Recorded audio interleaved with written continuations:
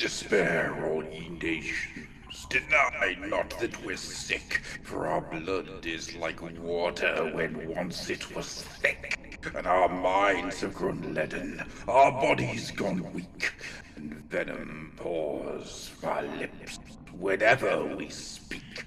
Despair, all ye nations, for the time draws apace when the rot of the cynic shall steal our good grace, and our sweetest of dreams shall fade to lost hope, our pride and our arrogance, a noose and our rope. Spare all ye nations, there's no hope for us now, for we made this monster, placed a crown on his brow. He fed on our apathy, our pain made him swell. We gave him dominion, he gives us his hell. In other words, ladies and gentlemen, welcome to the Fluffies. Better late than never, eh? Roll the music.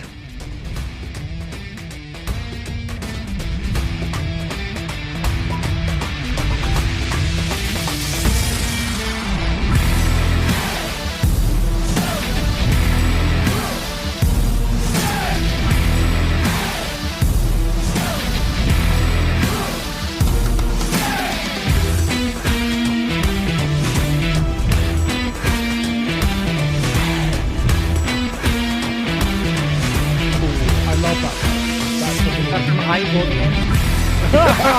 be great if it was. Be great if it was.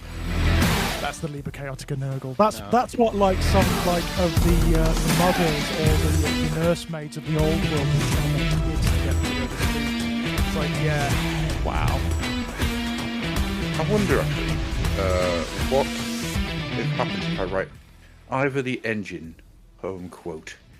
Let's let's see what we've got here. What do we have here that I can horrendously destroy? There must be something Ivor the Engine related. There has to be, surely. Oh my god, surely, yeah. There's got to be something out there in the World Wide Web. Yeah. Peep, peep, chuffety chuff down to the signal box. There was trouble. The signal was set against them. They could not go past. Here's a how d'ye do.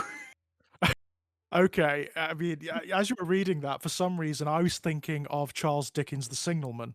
I'm thinking, what if there was a mashup of either the engine and the signalman? That'd be great, right? In a shed on a siding at the end of a railway lived Ivor the Engine, the locomotive of Merioneth Traction Company Limited, and mighty proud of it he was too, the little engine. I mean, I don't think this is really getting across. Morning, Ivor! Jumping cold this morning! Then Jones would light up Ivor's boiler, fill his coal box, and when the boiler had begun to boil, Jones would make a pot of tea from the boiler. Then he would sit at the step of his stomper and drink his cup. Yeah, it's a bit too jolly, Ivor the Engine. Yeah, it's a bit too jolly, you know. You're never going to make it that dark. It's just not possible. I've made Postman Pat Grimdark. Why is this not? Why is Ivor the Engine fighting this? Give yourself some time. I bet you could do it. By the way, guys, if you haven't seen the classic BBC Ghost Story for Christmas adaptation of The Signalman, it's very good. It's very good. Of a strong set, right? Those Ghost Stories for Christmas are universally brilliant, but that one is awesome.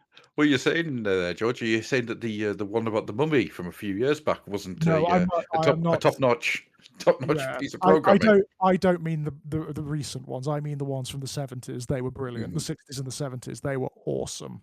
Yeah. I Warning to the Curious by M.R. James. That original adaptation. So good. It's so good. They did one a couple of years ago. Well, I say like 5 or 6 years ago. Yeah. And it was can't remember the actor's name, but he was reading. He was doing an audiobook recording of a horror story. Oh yes, it was Price. It was Jonathan Price. Yeah, no, it wasn't Jonathan Price. It was the guy Simon Callow.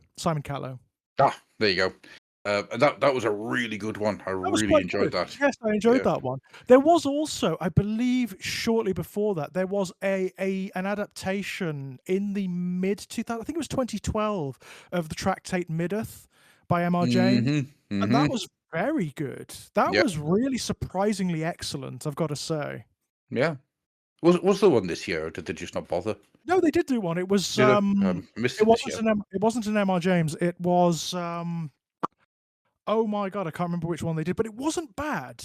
It Okay. wasn't terrible. It was actually pretty good this year because some of the more recent ones, some of the modern ones have not hit. You know, they haven't hit as hard. That Um, Mummy one was oh, it was dreadful. oh, It was oh, dreadful. Lot I can't remember the number, but it's yeah. like lot 246 or something Yeah. like that, isn't it? Look, Um, 453. Well, let's the just throw numbers out. Andy, yeah, throw out 3 numbers. 9, 1, 1.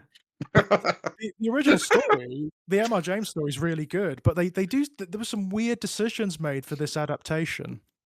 Well, Really strange decisions made, like queer coding the bad guy, yeah. like really queer coding the bad guy in a way that was kind of offensive, you know? It was weird. It was just strange, you know? I think it's what happens when you just put something on Kit Harington's shoulders and say, "Run with it." Like Yeah, we've all seen the second Silent Hill film. You shouldn't be doing yeah, that. no, Don't do that.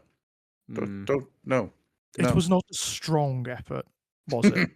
no. Sorry, is Let's this the be honest. newest Silent Hill movie or the previous Silent Hill The movie? second Silent Hill The movie, second one, Not not the the brand new newest one, one, which which is also apparently terrible. although is a trash yeah, fire. Which is obviously.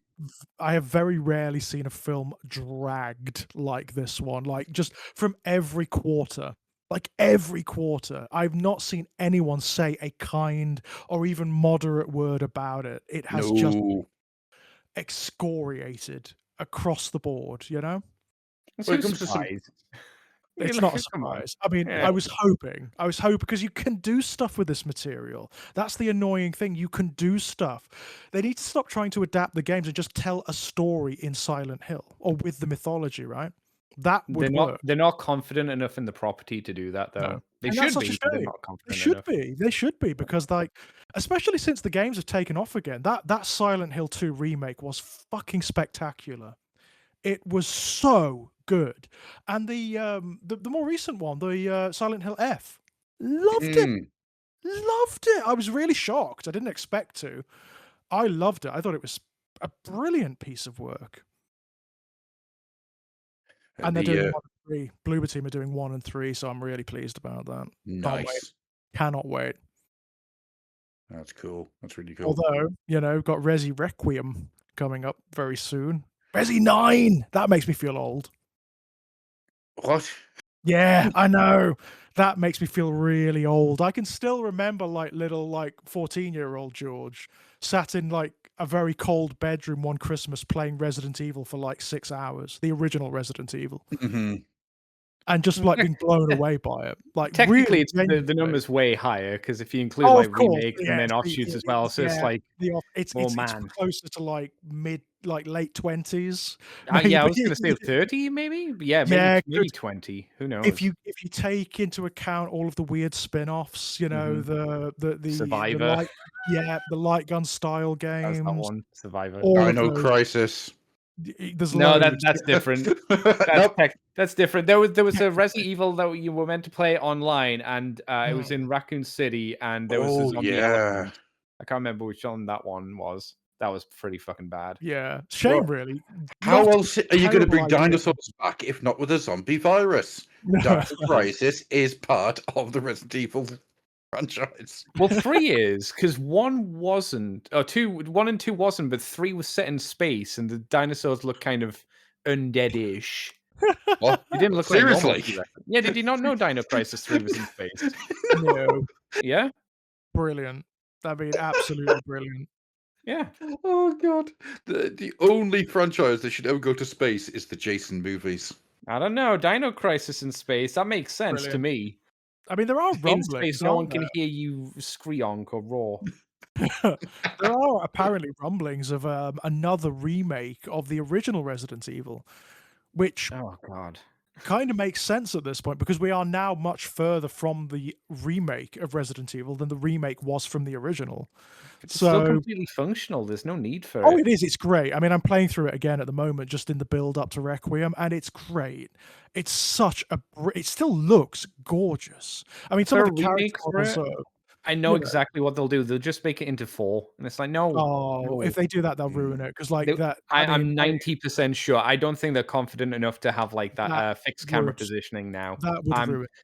And the excuse will be, well, we need to make it easier for more people to get into. It's like, Mhm. first game's not hard to get You're into. right, you're missing No. the point. If they do that, they'd be missing the point of the original. Those fixed camera angles. I mean, it doesn't need the fixed camera angles. They could do something interesting with it, but it needs to be a horror game. It needs Mhm. to be like balls to the wall, a horror game, not Yeah. an action horror game like Resi 4 is, you know? Um, it wouldn't work. It just wouldn't work. That claustrophobic atmosphere is key to what makes the original Resident Evil so special. Yeah. Um, and you are right. That original remake is so brilliant. Yeah. It still looks amazing. The character models, yeah, obviously are a bit dated, but the settings are they look great. Yeah, the backgrounds are nice and clean and crisp because they were, I guess, Pre-rendered. painted or Yeah, something. pre-rendered. Yeah. Exactly that. Yeah, it's exactly that. It's the same Yeah. technique they used with the original game, but it's obviously much more powerful, you know. Mm. And there's just so much more going on. So they are effectively digital paintings, like animated digital paintings with the polygonal models superimposed over them. Yeah. And it really, I mean, it looks so good. The atmosphere is second to none. It really is. Although I love the remake to Resi 2. Loved it. Man alive. See, in my brain, Resident Evil 3 and Resident Evil Code Veronica are still quite. No. I know. And They're old. 25 years old at this point. They're old, man. Much like me. No, don't call me an old man. Speaking of things that are old, I'm Adam, that's George, and over there's Andy. Hello. And tonight we're actually going to do the Fluffies. So last year we kind of missed out on it because there was a lot of stuff happening behind the scenes, which meant we didn't actually record anything throughout the entirety of January or February last year. This year we almost had nothing done throughout the entirety of January and February because my first computer blew up and then the replacement computer I had blew up. But it's working. It's very nice. You might get some nice little color changes happening every now and again. It's a very nice computer. I know it's a nice computer because Ross has proceeded to send me multiple messages about how I have a better computer than he does, and I'm going to take that as a victory. Eat it, Ross. So what we're going to do is we're going to go through the categories, which I hope that everybody has spent time in putting your answers in. There, of course, will be the batshits. But what I'm going to do We like is, them. Yay. what I'm going to do is I'm not going to separate the batshits and the actual answers this time around. I'm going to just go through all of them, and as always, I'm going to see what you guys think the winner of each one's going to be. Okay. You are more than welcome to choose the batshits if you wish. You know, Probably. That's probably. Absolutely fine. And if you guys in the chat want to play at home, please feel free. You know, let's make it a fun evening for all the family. Get them all around as we make knob jokes. So, shall we get into it? Shall we get the Fluffies? So, this time round, I'm going to start with the big guns and then move to the more community side of things at the end, because the more community side, I was going to say the more interesting. That's not entirely true. It's the more community side is the stuff that I think people really kind of thought about what it is that they're saying and what they're putting out for. So we're going to begin with best 40k release. Ooh, I may as well bow out. You know what I'm going to say? Mm-hmm. You know what I'm going to say? No, George, I haven't got a singular clue. What possibly in the great wide world of us, the Emperor's children, would you have as an answer? Yeah, of course, the Emperor's children. I mean, for fuck's sake, what else is it going to be? What else is it going to be? I mean, God. I think George has gone delirious. Yeah. Andy, have you got any thoughts? What the best 40k? Cassius in the chat going little Johnny's dick jokes, and it just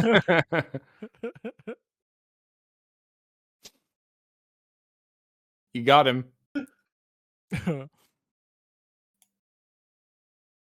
it's the best nursery book I've ever read. Sorry, right. Andy, have you got any proclamations for who might win this? It won't be this, but I would say like the Eldar Council, the metal ones, the reissued metal ones. Oh, from the reissued second ones. disc. They're very cute. Because I can't remember anything that came out last year. I mean, it was a strong year. It was a strong year for 40k. They had the Space Wolf stuff towards the end. That was brilliant. The Last Black year was a Templar long time stuff. ago. Yeah, it was. It actually, it fucking was. Yeah. But yeah, I'm kind of blinded by obviously by the Emperor's Children release. You know. Okay. All right, then I will. Shall read some of these nominations that people have made. Then. Let's have a look. Kill Team Tomb World. It was very good. It was very, very good. It was very strong. Death Corps of Krieg. Oh yeah, I forgot about them. I have sat in front of my monitor for 3 days. Is that a real one? That's up to you to decide. Logan Grimnir.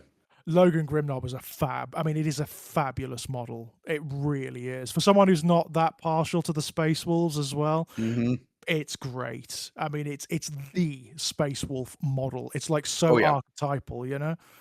Well, it's a wonderful way of pulling the Space Wolves back a bit. They've playing into that sort of more Nordic mythology than. Well, he's Odin, isn't he? Yeah. It's Odin, basically. You know, it's great. So just a little bit of Odin, just by a little bit. I mean, bit, huge, right?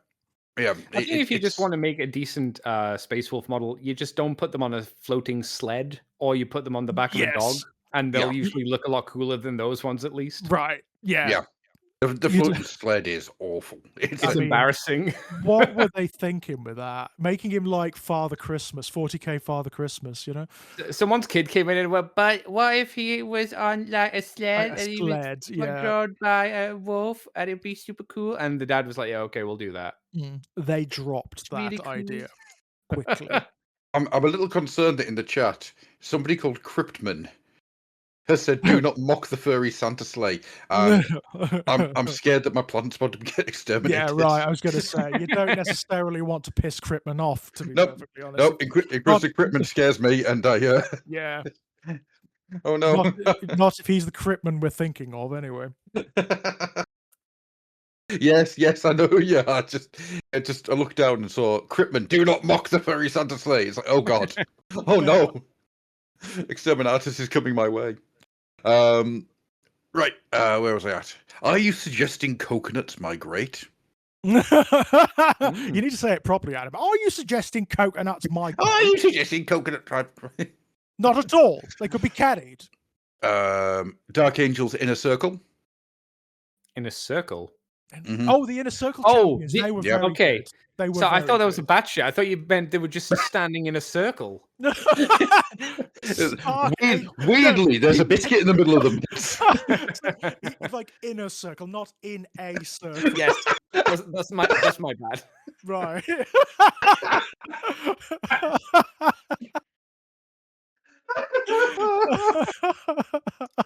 I desperately want Games Workshop to release some Dark Angels in a circle. Yes, in a circle. What you really want are the Dark Angels in a circle in a circle. Absolutely. Yeah. I'm also going to have clandestine meetings and play the wet biscuit game. They talk about the ring around the rosies and the pockets that are full of posies. My lord, my pockets, they're just full of posies. No matter how many I take out, more fill. What dwarfcraft is this? They tell us we fall down if we do not have the poppies. The poppies. A tissue, they say. A tissue, and then they fall down. They mock us. They mock us with their falling over. Cypher's But no, King. these are the guys that are basically like the Forgiven Fallen, yeah? Yeah, that's the They're ones. That's the very ones. good. I mean, they're lovely miniatures. Yeah, well, I am the Astro Creep. Here we are. Okay. Fair enough. Okay. Croot, Crooty, Crooty, Croot, Croot, Crooty, Crooty, Croot, Croot, Croot, Oh, yeah. Croot, the long-awaited Croot update. I forgot about the Kroot release. It was nice. It was very decent.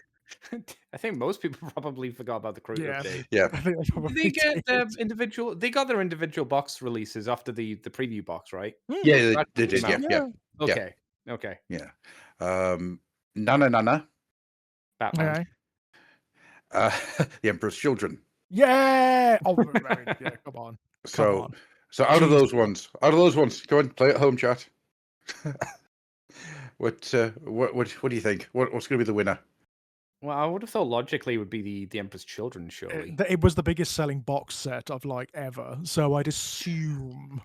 People have been waiting for it for a while. Yeah, I'm going to tell you there is a 2% difference in voting between number 1 and number 2. Okay. That's me going to the toilet usually as well. So, number 3, Hive World. No, Kill Team Tomb World. Okay. Yeah. At number 2, Death Core of Krieg. Mm-hmm. And at number 1, the Kroot. No, I'm kidding. Kidding. Number 1, the Emperor's Children. Yes. I mean, I guess model range wise, that kind of makes sense. But I hear rules wise, like the Krieg are not anything desperately amazing. They're just like they're fine. But I think people were just finally happy to have like Krieg available, even if the boxes themselves weren't always the best. It sounds like the boxes were best if you bought one of each of the boxes that came out. So you got the preview box, you got the starter box, and you got the other box, whichever that was, and then you had people actually were just happy the battle them, set. That's what it was. Outside of Forge World, they were just happy to have them. Yeah. No, absolutely. I think the Death Core they sold really well on release, but it slowed right down after that. Yeah. But people were just really, really happy to have them. And it was a lot of the stuff they did for the Astra Militaria this time around was really good. I mean, some of the character models were friggin' lovely. Yeah. The guy on the horse. Love him.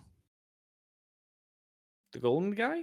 Oh, you mean the Death Core of Krieg dude on the horse? Yeah, the character model. Okay, yeah. Beautiful.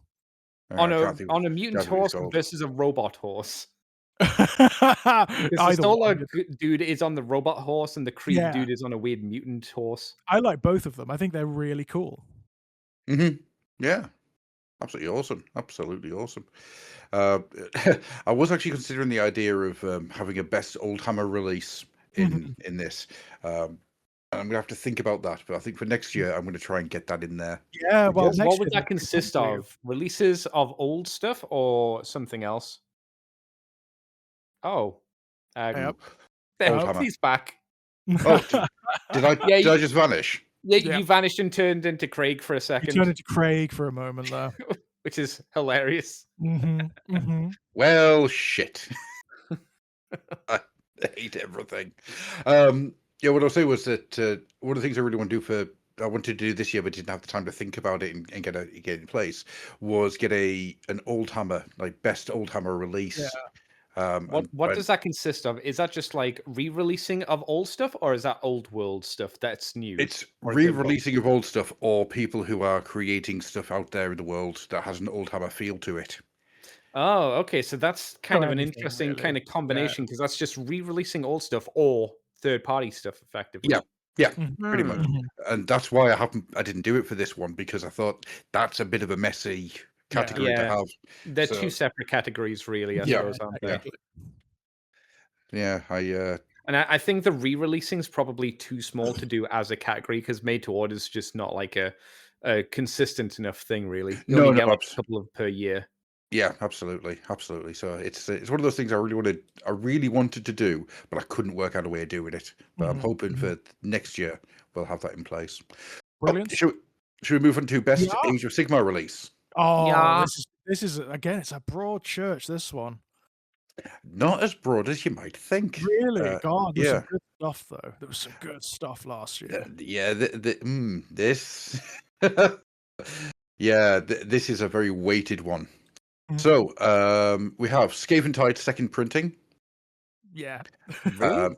Yeah, that Okay. Skaven Tide sold out, and Yeah. it got a second run. Of course. It wasn't called Skaven Tide; they called it like Age of Sigmar starter set or something. But yeah, it was a bit of a It was they got it back out on the shelves because it sold right through. Yeah. People wanted it as well, didn't they? It was a Yep, thing, right? absolutely. I've awaited the answers to come to me fully formed. She turned me into a newt. I got better. A demolition style hell freak American, yeah. There are those who call him Prince of Audrey. Oh, that's the Prince dragon. Vortri, yeah, the dragon dude. Yeah, He's zombie great. dude, yeah. Lovely miniature. Lovely miniature. It's a Born to be dragon. kings. It's a dragon. I mean, God's sake, you know. Motherfucking, it's a good dragon as well, which Yeah, is a weird thing to say, but it's probably the best dragon that Games Workshop have done for years. probably. Born to be kings. Hellsmiths of Hashut. Well, Chorfs. yeah. Oh, yeah. Skaven Tide. Mhm. It had terrain and a board in it. Yep. Sorry, I've already put Skaven in twice there. Was Skaven really in the same year as the Chorfs? So Skaven Tide got released in 2024. Yeah. But they released this second box. Okay. See, I'm not sure I'd count it just because if it's just re-releasing the thing from 2024, 24, yeah. Unless it had new stuff. No, there's nothing new in it. It actually had less in it. I wouldn't count it. I wouldn't put it in the list then, just because it's like old stuff. Yeah, but it sold through like a son of a bitch. Yeah, sure. People were going. New. There were even like, I remember when the Skaven hit, there were like, you know, the channels that are just dedicated 40k. They were doing videos about the Skaven and about AOS. They were like, this is like, we want this. It was the same with the Hellsmiths. Yeah. The Stormcast Reclusians and their little dudes. Which ones They're were cool. they? They're cool, you know. Yeah, I would like to point out that I'm only saying that because I'm combining all of those answers. The fact that the Reclusians get mentioned 3 times and the little dudes that come with them get mentioned about 30. That kind of tells you what people think is the winner in that. Yeah. Which was the Reclusians? They're the ones that have got the memories to have the remembrances that follow them around. Oh no! What did they look like? I don't know. I don't remember the lore for them. They look like Stormcasts. Oh, that's probably why I don't remember them. The generic Stormcasts. Yeah, all right. Nothing wrong with them, but they do look like Stormcasts. But they come with dirty little peasants, and which is cool, right? Yeah, that makes me very, very happy. So, I'm not going to ask you. I think what we think is going to win here because, So, if I went for a top 3, the Skaven Tide second box comes out. That's in number 3. Prince of Audrey comes in at number 2. Like really big numbers came out for him. Hellsmiths smashed this. Yeah, of like course they did. genuine 72% of votes was Hellsmiths. I mean, they were AOS last year, weren't they? Really, they were the big thing. Of course they were. And I don't know if you guys have paid attention to this, but have you noticed how hard anybody is fighting with keeping the Hellsmiths in stock? Oh, are they still selling really well? Yeah, the Bull Centaurs. The Bull Centaurs just keep going straight out of stock. Brilliant. Like, whenever anybody gets any, they're there for a day or two and gone.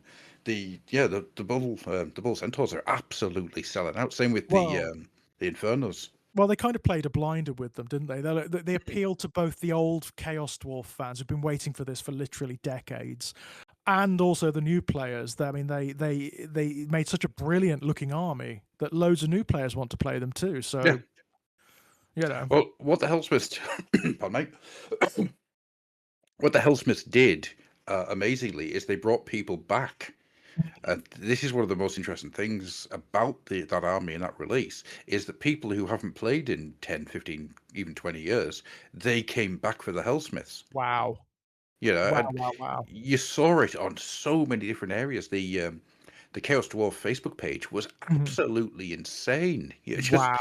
Everybody, there's people who were saying like, I still have my old Chaos Dwarf. These are going to be the Hellsmiths. These are going to be the Hellsmiths. And they were like, oh, the next ones I buy, and I haven't bought anything since the Forge World release. It was fantastic. I mean, I'm really pleased about that. I'm glad that you've got that hook drawing people into AOS because it does deserve it. AOS is fab, especially 4.0. It's brilliant. It is a genuinely brilliant game.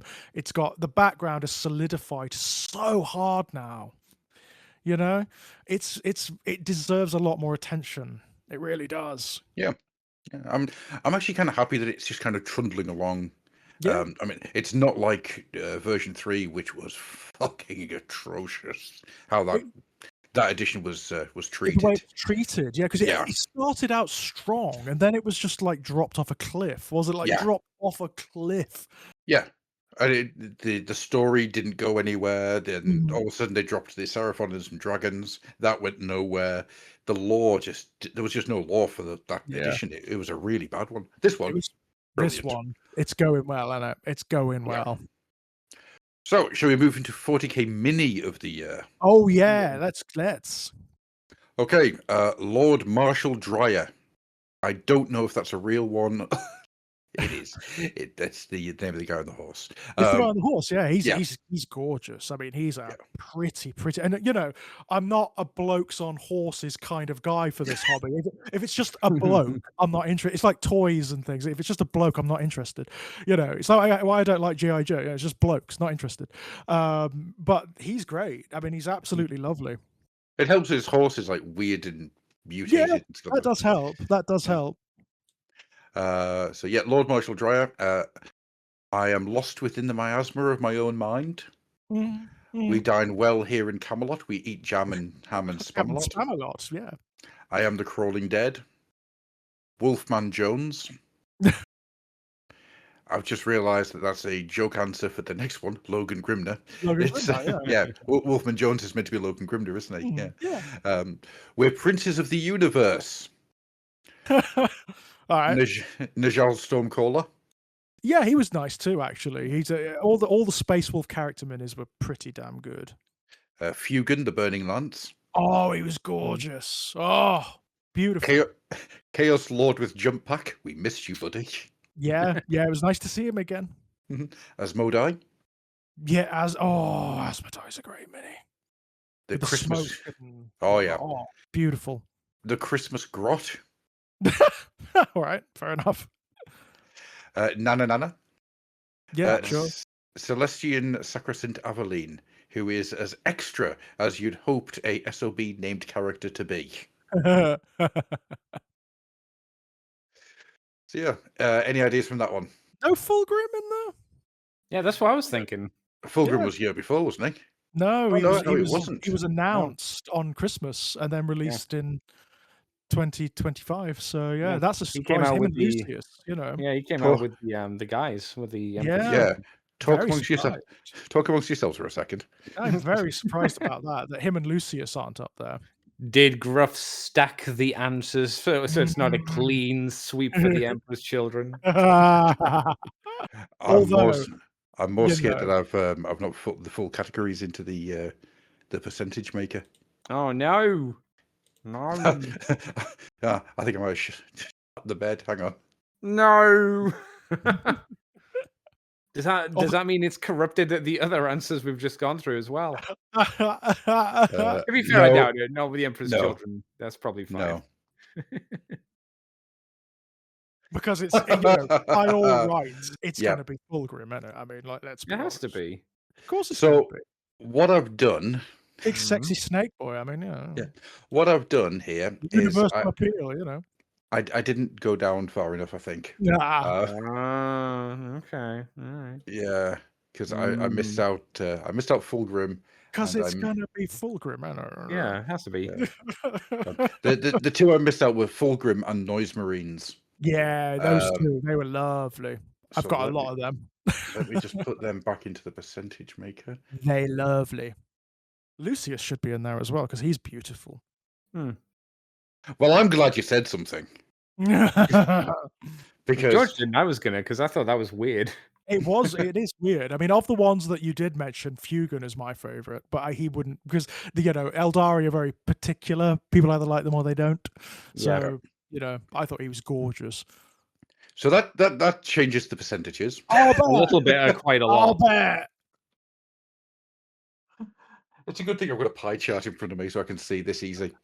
Yeah, so the 3 that were the highest ones. Can I guess that Logan Grimnar's going to be in the top 3? He is, yeah. He's gone from number 1 to number 3.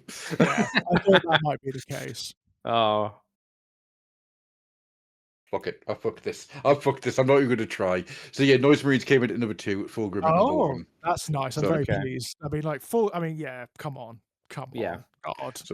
So if any of you guys wrote a batshit for that Phoenician, it's got to be. If any of you guys out there wrote a batshit for this one that I forgot to mention, I apologize. For whatever reason, I did not get all of the entries into the pie chart. I am hastily checking every single one of these now. You have to prevent, in the interests of preventing George from having like an Emperor's Children style temper tantrum, obviously it had to be amended. Yeah. Yep, I fucked that. I fucked that entirely. I am in the ways of the Emperor's Children. I fucked that as they do, royally. As they do. Yeah, right. Brilliant. Okay. Big sexy snake boy. It's got to be. Yeah, it's got to be. Fucking hell, Adam. Right. Okay.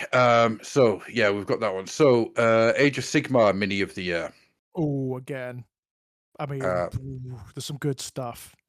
Is it gonna go for like a specific Chaos Dwarf, or is it gonna go for the Zombie Dragon? Because the Zombie Dragon was pretty high before. Yeah, I think he'll be in at least in the top 3. Prince Vordry.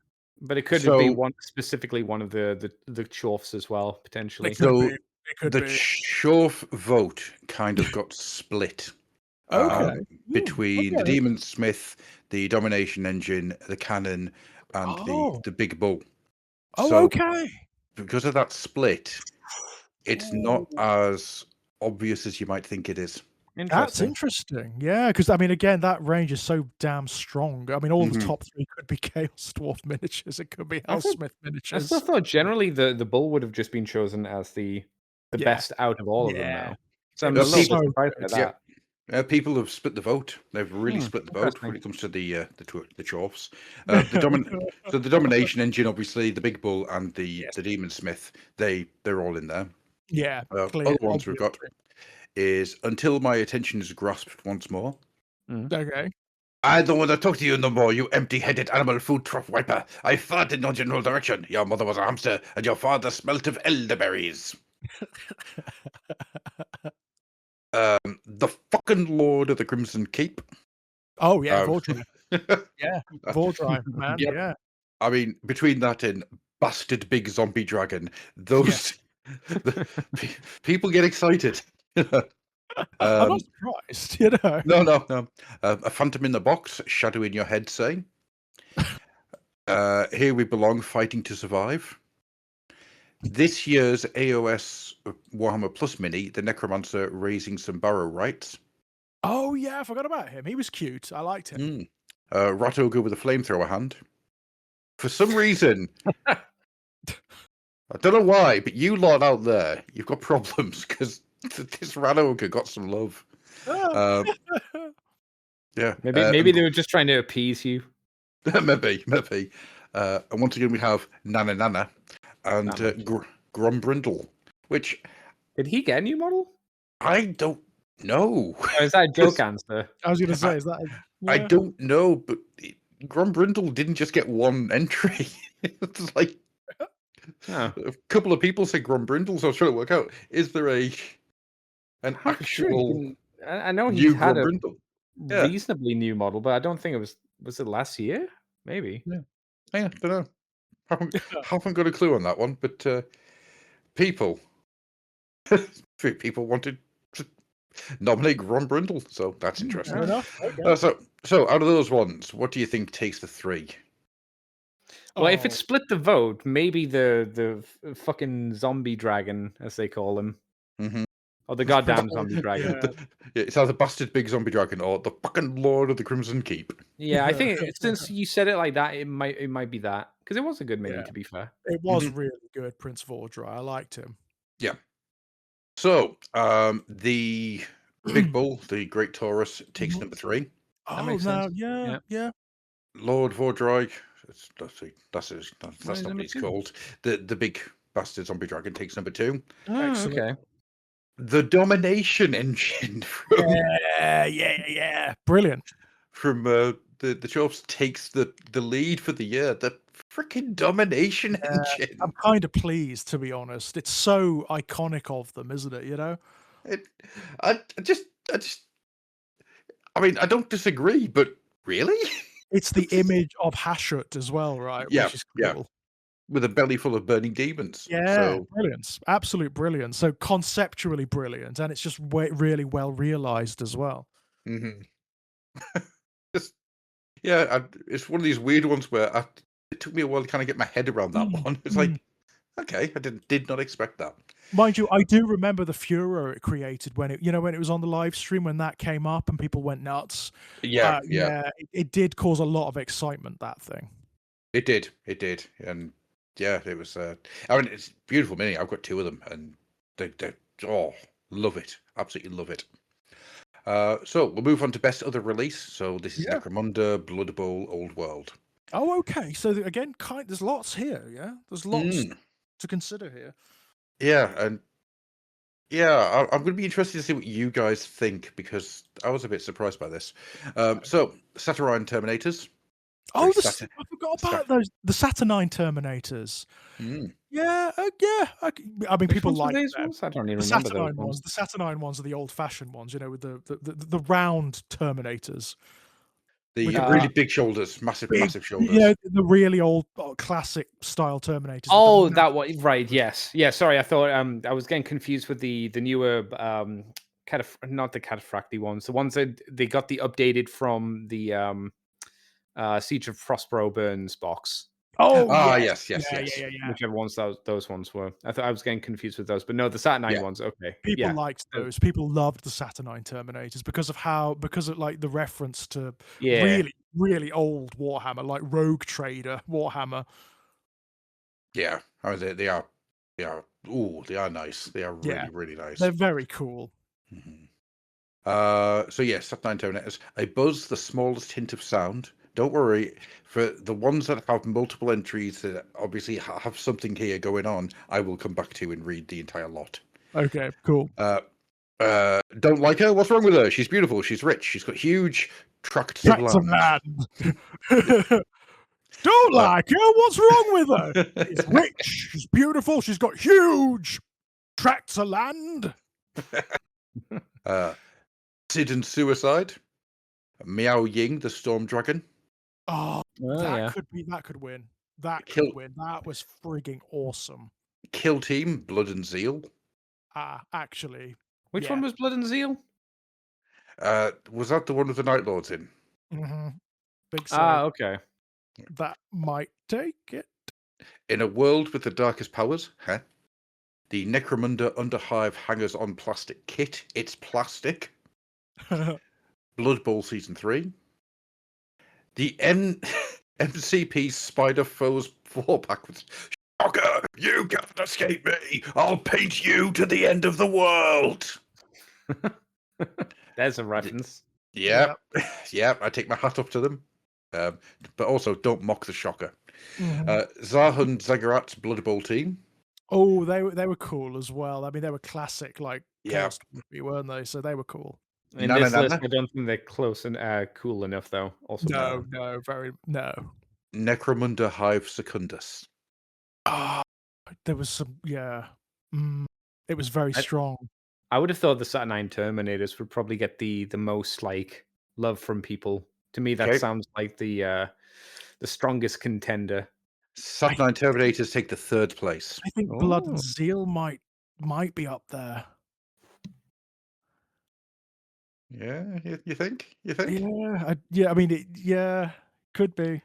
Okay, so in your top 3 in reverse order: Saturnine Terminators, Yeah. Necromunda Secundus, Yeah. Not surprised about that. Blood and Zeal. Yeah. It was that. I mean, they won, didn't they? They won the miniature of the year in the official poll, right? Mm-hmm. The Night Lords stuff. So People love it. People are loving this crap. They really are. Oh, apparently Blood and Zeal was the Imperial nut jobs and Chaos nut jobs. Chaos nut jobs, yeah, that's right. Yeah. That's in crazy people, right? Yeah. Okay. Yeah,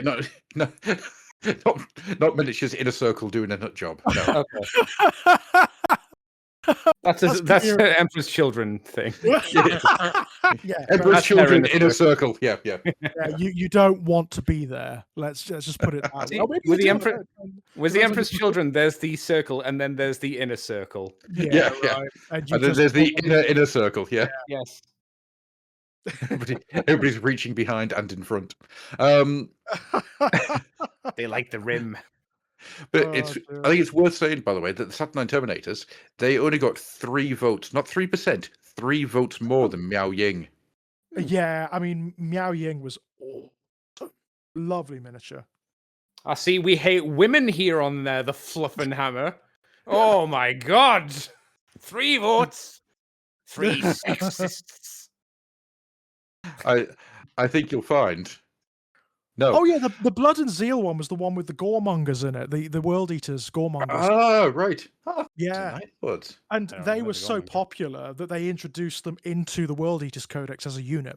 You can take the goremongers as a unit, and they're brilliant, actually. They're really good.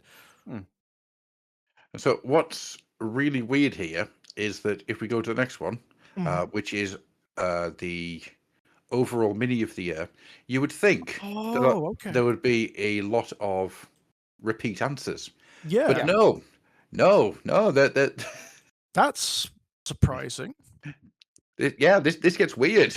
Okay. This gets weird. So people haven't voted for like the little animal mascots and hangers on again, have they? No. Well, that's what they tend to do. Has there been a lot of animal mascots this year or last year?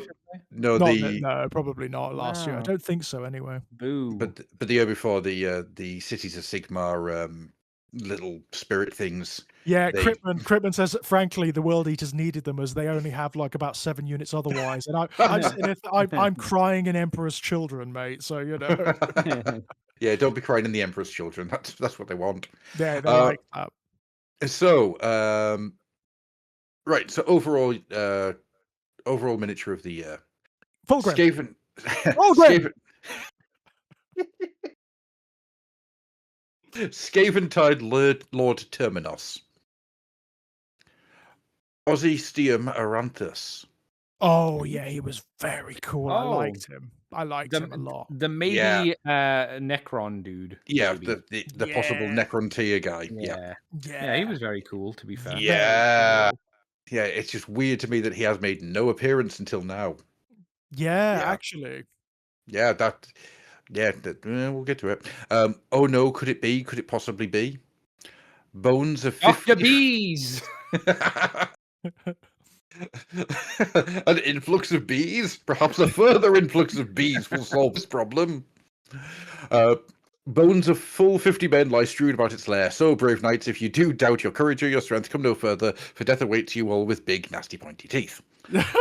With big, nasty, pointy teeth. Freedom of the Blast, read the fucking lies, yeah? Crimson Keep Lord, goddammit. Yeah, Vordry. Yeah. The Storm Dragon. Oh, again, yeah. Fulgrim. I remember to put him in this time. And here we are, we're the princes of the universe. Again, is that Fulgrim again? Yeah. Well, the next one just says gold abs, and I'm not sure if that's for Athranthus or Fulgrim. It could be either of them, couldn't it? Really, technically. Yeah. Fugan. Oh yeah. Yeah, he is lovely. He's a beautiful, beautiful update. The Raptors I kit bashed out of 30k jump assault marines with the arms and heads left over from the warp talons, but I need someone to lead them, the Chaos Jump Lord. Yeah, he's very popular. People love those new Chaos minis for some reason, not for some reason. They're good. They're really good, but I'm surprised they're as popular as they are, No, absolutely. Asmodai. Yeah, Asmodai's brilliant. Nana. And then the one I've left to last because, for fuck's sake, Lord Astrogoth of the Chaos Dwarfs. Yeah. Question mark. Fulgrim. Yeah. Probably not though. You sure about that? You sure? Yeah. Yeah. Andy, you got any answers? Logically, that makes sense, but I'd like to Yeah. go for the Necron tier dude. I think I it's don't gonna, think it's him. yeah. I don't think it'd be him. It'd be though. lovely if Be it were. I surprised. mean, I'd be very happy if it were. Okay, so Go on, then. hold on to your pants because this is going to get weird. Okay. Fugan takes number 3. Oh, that's cool. I'm very pleased Okay. about that.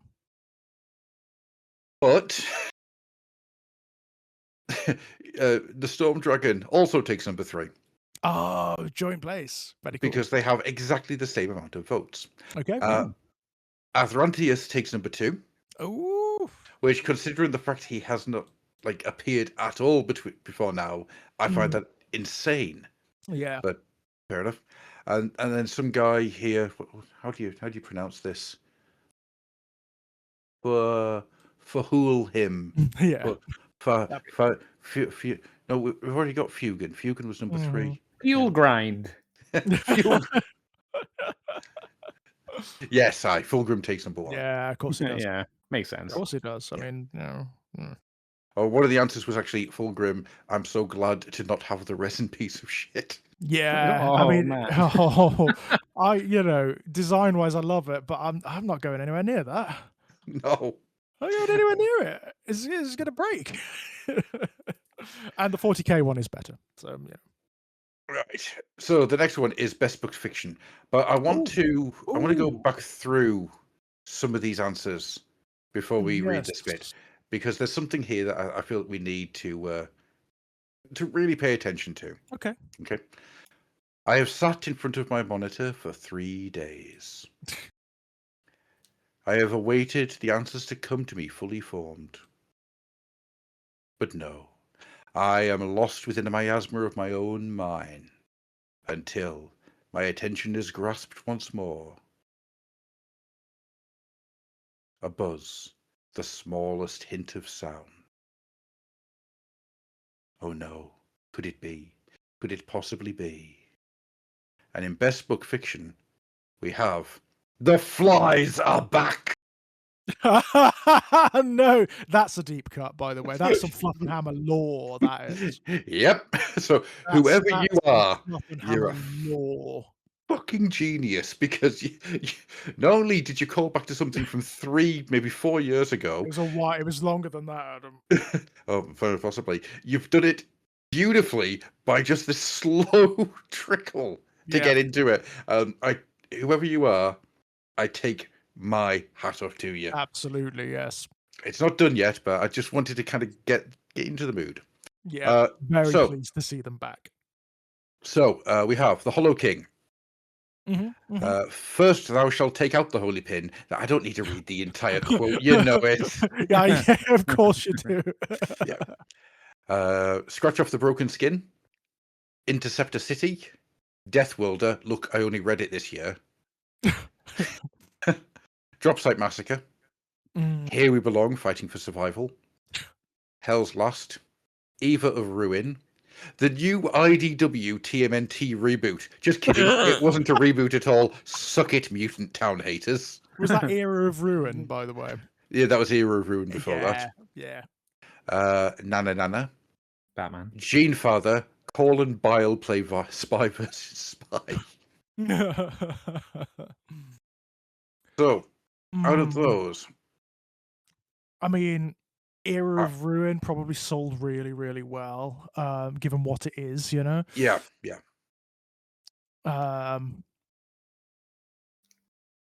Yeah, I'm going to say Era of Ruin probably. You're absolutely right. So, Era of Ruin takes the first place. Second place belongs to Drop Site Massacre for interesting. reason. So a retelling of like, that's interesting. That's very interesting. I would have thought, given that people have already read the books about the Drop Site Massacre, that wouldn't have done so well. But number 3, Interceptor City, which I haven't read, so I don't know. Yeah, I don't know that one. No, but Era of Ruin was very good. Era of Ruin had some great stuff in it.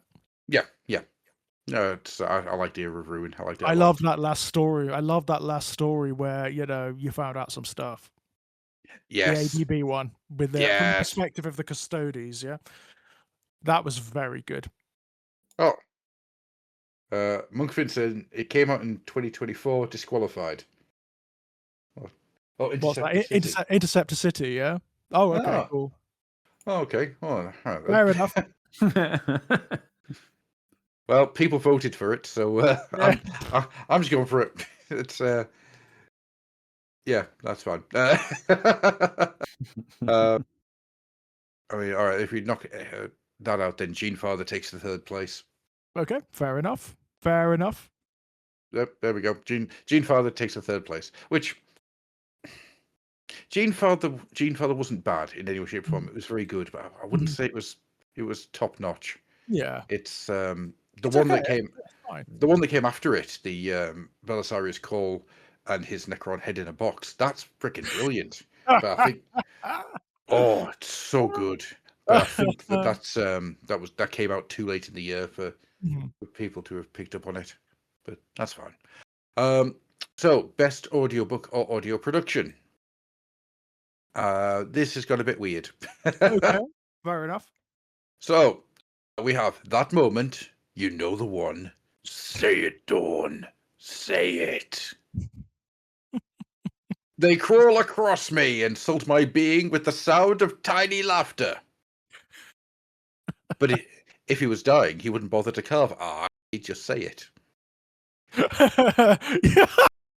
Again, I'm flashing back. This is a very millennial podcast now, isn't it? Yeah. It's just people quoting Monty Python and the Holy Grail, right? Yep. Yeah, and it's only Grail. He wouldn't write he just say it. Tear into my heart, make me do it again. Yeah. Interceptor. By the way, if anyone's picking up on these ones, somebody has just taken the lyrics to White Zombies. Is it More Human Than Human or Thunderkiss 65? It's one of the two. And they've just put them in there as answers. Yeah, fair enough. Interceptor City, which, as we've now been told, disqualified. Deathworld. Deathwilder, as I read it to my children, they have not slept since. Oops. We've come to be the rulers of you all. The End and the Death on book 3, and just as good as Abnett's prose was to read, Keeble just nails the reading of it. I'm wondering, did the audiobook for The End of the Death come out in the January last year? God, that must be a long listen. Bloody hell, it's a big book. But I'm not sure if that came out last year. I think that came out towards the end of 2025. Of 2024, yeah? Yeah. Ooh. But I'm not 100% sure. Oh no, the Unkfin says the audiobook was 2025. Cool. Era of Ruin. That's going to be the one. I forgot to listen to any audio stuff this year. Might as well take this spot to shout out Low Art's almost 9 hours long Sonic Archie video. Now that's a lot to listen to. It's either going to be The End and the Death or the Era of Ruin, I would guess. Nana. Blood Pact. Oh. Now, if only they'd re-record Salvation's Reach and the War Master.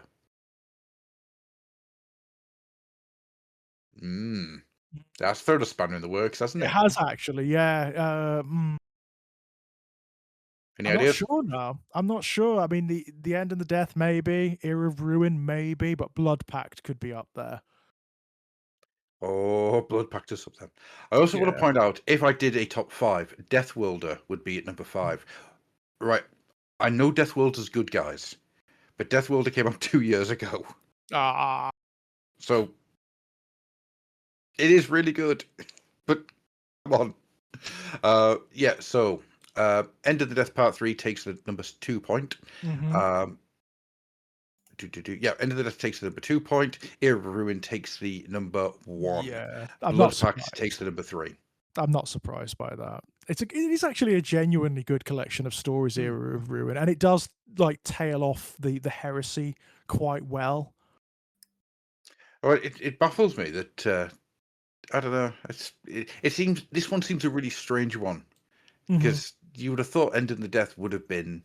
Would have thought that one would be the one, right? Yeah, you'd think that would be the one that just kept winning, but it barely made an appearance in the best book, and yeah, just odd.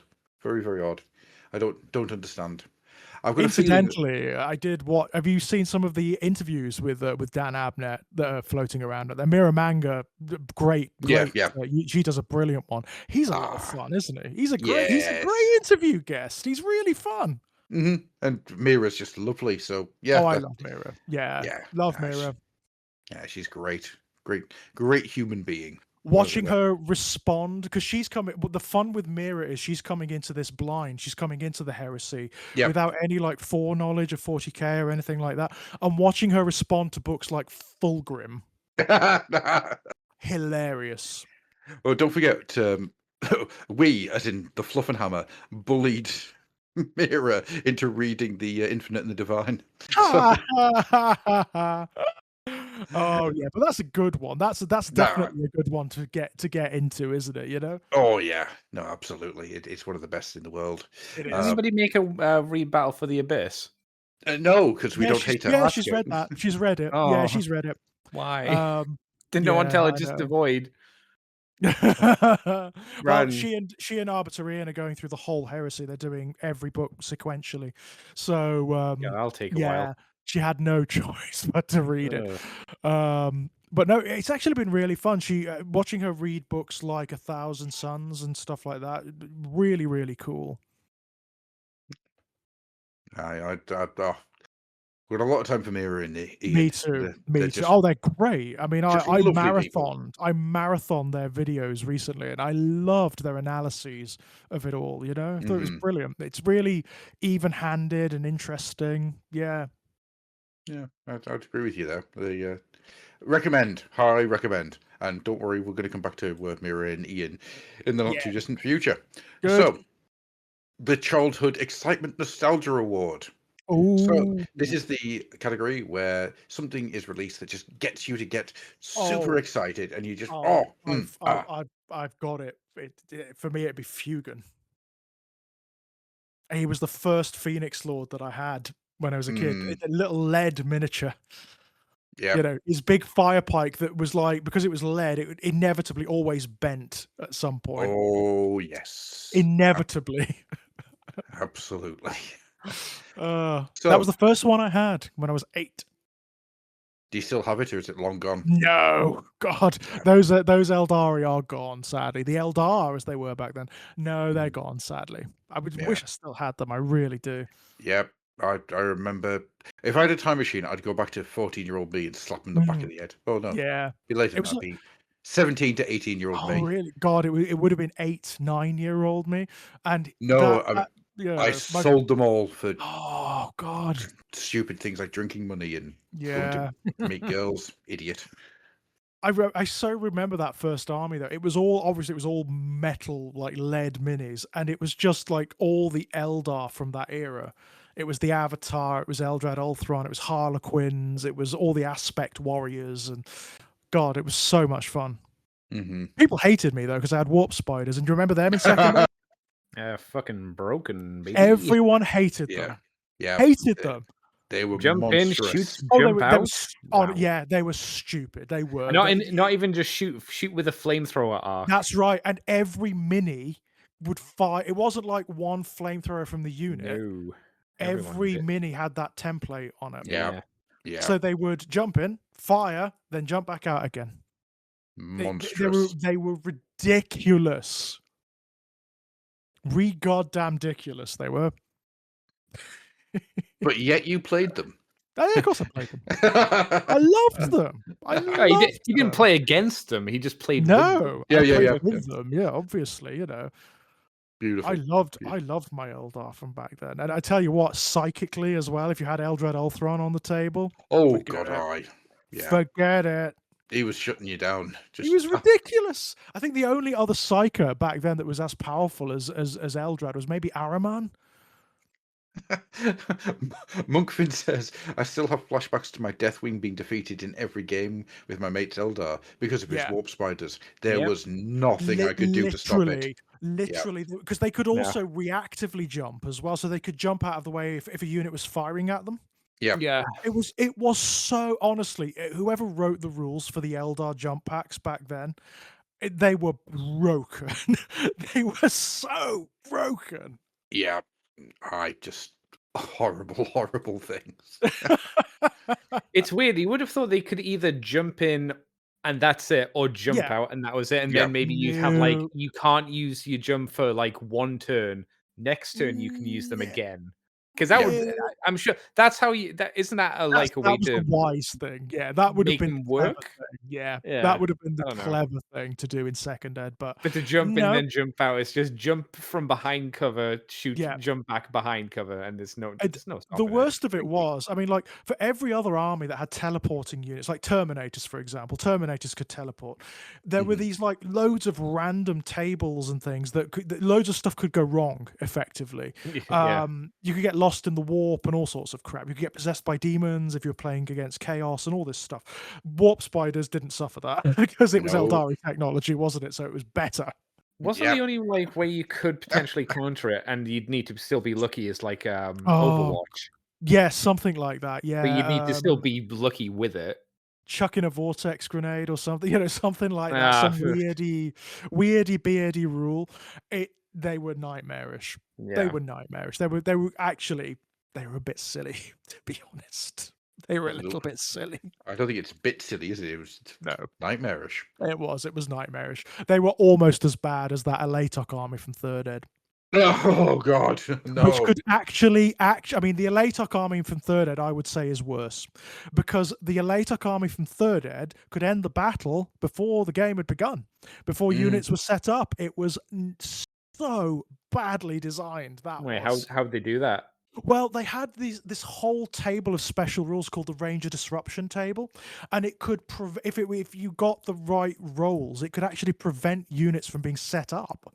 What? How was that? How would that work? It was so stupid. Honestly, it was from a story perspective. What was meant to be the it was meant to be like the Rangers like assassinating them before they got to the battle. That kind. Yeah, That's lame. I know. But yes, that could happen. It was the stupidest set of rules they ever released. Yeah, what a stupid way to break your fun game. It's like, we're just not going to play then. It's like, they could also, I mean, they could do stuff like the Eldar player just automatically got the first turn, shit like that. It really was stupid. It was a bad set of rules. That was lame. Over in the chat, Monkfin saying, funny you should mention that. That was who my older friend played as. Though I guess I deserved it for my Chaos Blood Bowl team that basically won games by removing every opposing player. Yes. Chaos and Blood Bowl, with the Chaos Warriors and whatnot. Yeah. Back then, you didn't play the game. You basically just tried to kill the enemy team. Blood for the Blood God. Doesn't matter where he comes. So, the Childhood Excitement Nostalgia Award. So, the entries are Gene Father, which I don't understand why Gene Father's in here, but fair enough. Okay. There is no escape from the small shiny forms. No chance, English bedwetting types. I burst my pimples at you and call your door opening request a silly thing, you tiny brained wipers of other people's bottoms. More human than human. Hellsmiths, Miao Ying, Noise Marines. Oh yeah, the Noise Marines could be there, I suppose. I get that. I am immortal. I have inside me the blood of kings. Yeah. Arvus lighter in plastic. Always thought it looked very sci-fi. Hellsmiths, Space Marine 2. Hell, it's about time. Wait, wrong Marine. I just got that. Hell, it's about time. It's the Hellsmiths, isn't it? Well, of course, it's the Hellsmiths. Not finished yet. Come on. Sonic 3. What? Okay. Yeah, I mean it does, but Nana. Blood Bowl Chaos Dwarfs. Yeah, it's the Hellsmiths. Yeah, it has to be. It isn't. Hellsmith. No, it isn't. No, it is. You are kidding me. No, it isn't. No, it is. So Miao Ying takes number 3. Okay, Miao Ying. Childhood excitement for Miao Ying. I don't know why. That's interesting. She shares it once again because poor Miao Ying isn't getting any luckier. She shares it with the Noise Marines. They have equal amount of votes. I get that. Totally get that. Sense. Yep. At number 2 is the Hellsmiths. All right. Whoa! Now that's a shocker. It isn't, because number 1 is Space Marine 2. Why? All right. Yeah. Okay. Interesting. I thought that was a joke answer, to be honest. Yep. No. Space Marine 2 got tons and tons of votes. Space Marine 2 is that really took folks back a generation. Space Marine 2, it was fun to go back to Titus. Okay. Yeah. That's I get it. I totally get it. I guess there could be children who played the first Space Marine game who would now maybe be adults when the next one came out. Yeah. I Interesting. guess. Yeah, it's a really weird one, isn't it? Yeah, actually, I mean, I would have thought the Hellsmiths would have just swept that. No, and it's not like it's a close cut thing between the Hellsmiths and Space Marine 2 either. Space Marine 2 ramped that category, just absolutely took it. Wow. Yeah, bizarre, truly bizarre. But that's kind of what makes doing this really interesting to me. Isn't it? Yeah, seeing what the lay of the land is for the community. And also, just to throw it aside, Sonic 3 definitely does do that for me. Although Sonic 3 and Knuckles is way better when you put them together. I mean, yeah, you got to have Sonic and Knuckles. Yeah, because they're two halves of the same game, Yeah. Well, I like to get Sonic and Knuckles, and then put Sonic and Knuckles into it, and then put Sonic 3 on top. You know what's really fun? If you've got, because you remember all the add-ons you could get for the Mega Drive. If you got like the Mega CD, the Mega Drive, 32X, Sonic and Knuckles, Sonic 3, I just kept going basically. Game Genie, Action Replay, Tower, a Sega Tower, the Tower of Power, absolutely. But also, I mean, like Sonic 3 and Sonic and Knuckles together, genuinely good game. Oh, it's an amazing game. Really good game. Actually got a story. It's got a really good story. Yeah. Anything set on the floating island. I love the floating island. Yeah, it's where the comic was such an amazing comic, because it got to the floating island and just went, you know what? Let's really get some beautiful art down. Yes, when they still painted the art, right? When it was all like in classic British comic style. Yeah. Richard Olsen's. Oh God, yeah. But then you get that Robotnik. Oh. Best incarnation of Knuckles as well. Absolutely. He's company. Hey, love that on an island. You my fucking islander, I'll fucking stab you. Knuckles. And I'm pink, not red. Yeah, he was. Yeah, true. Yeah. The hedgehog, he's evil. I'll fucking cut you. I'm leaving. And that's why Sonic 3 never happened. Because Knuckles is a cockney and it's a knife. All right. Fucking Lord. I've got off on one here. Right. But back I go. So, Best New Concept Award. So, I think this is quite obvious what this one's going to be. Right. New concept. Yeah. So, what is new to the hobby that people really got into? I was saying like a concept that would be a really good idea, and I was going to say sales. That'd be a great concept for GW to have. Bring back the vouchers in White Dwarf. Any sales. Yeah. Any. They won't. That would be good. They'll never do it. So, Space Marine 2, Mm. which I'm sure that's a joke answer. Mm. Only a brief respite. Just a flesh wound. More human than human. Demon burning. Oh, I just realized demon burning is the Hellsmiths, isn't it? Yeah. I mean, that is a great concept as well. Yeah. Something demons are afraid of, like genuinely afraid of. It's like, yeah, cool. I'll just put the demon burning in with the Hellsmiths. There we go. Right. Space Wolves being less wolfy. Yeah, I mean, people loved that. Mm-hmm. People absolutely loved that because people have been hankering after that for a long time. There are people who like the Wolfy Space Wolves. I kind of like the Wolfy Space Wolves, but most Space Wolf players, they like the less Wolfy Space Wolves. Yeah, I would describe it as Space Wolves, but less cringe. Yeah, Space Wolves, but good. I'm going to go out on a limb. Maybe it's the gay in me. I like the furry Space Wolves, so big hairy men. Yeah, Trust me, George, there's an answer here which I think is a typo that you're going to really enjoy. Okay. So yeah, Space Wolves being less wolfing. I have no rival. No man can be my equal. Faction packs. So all the downloads for your armies are in a single packet rather than needing separate ones for new data sheets, war scrolls, errata, FAQs, legends, that's a good idea. Yeah. Massive step in the right direction. Huge step in the right direction. Yep. Not entirely new, but Conflict 47. Oh, yeah, yeah, yeah. Mhm. I mean, it's They've not got it's the Games Workshop, but okay. no, yeah, that's fine. I think next year I might open this out a bit more, so it's not just Games Workshop. Yeah. But anyhow, yeah, the Gotrek collection, Okay. Is that like a Warhammer the book? Old. Yeah, it's a book when it comes with like little icons and stuff in it as well. It's really nice. It's really, Cool. really, really nice. Oh, I thought Uh, you meant like an actual product that was the Book of Gotrek, which was like a collection of his stories or something, Yeah. like an I mean, omnibus or something. It's yeah, not that. you've got the first book, and you get like bits and bobs inside this big wooden box. It's a really nice looking box, but yeah, Again, I'm not sure that it's fulfills a concept though, right? Concept. Yeah, yeah, that's no, more yeah. product, isn't it? That one. Yeah. hmm But yeah, that Uh, sounds nice, but Amazon letting 40k be 40k. are they? Because they haven't done Mm. anything yet. I Nope. was going to say I haven't seen anything yet, so Nope. it's Yeah, kind you of can't hard say that. to say. Yeah. Pauses for breath. Sorry, Dark what for breath? Mechanica minis. Pauses for breath. Oh, pauses. Okay, that's better Okay. than I thought. Uh, Warhammer the Old World. What? I came out last year, right? It counts as new. I think that's meant to say it came out last year, which it didn't. I was going to But say, yeah, it's a bit older, isn't it, than yeah. that? And I think there's a typo here because what he actually wrote here is I came out last year. Oh, okay. So it says, so the sentence runs, Warhammer the Old World. What? I came out last year.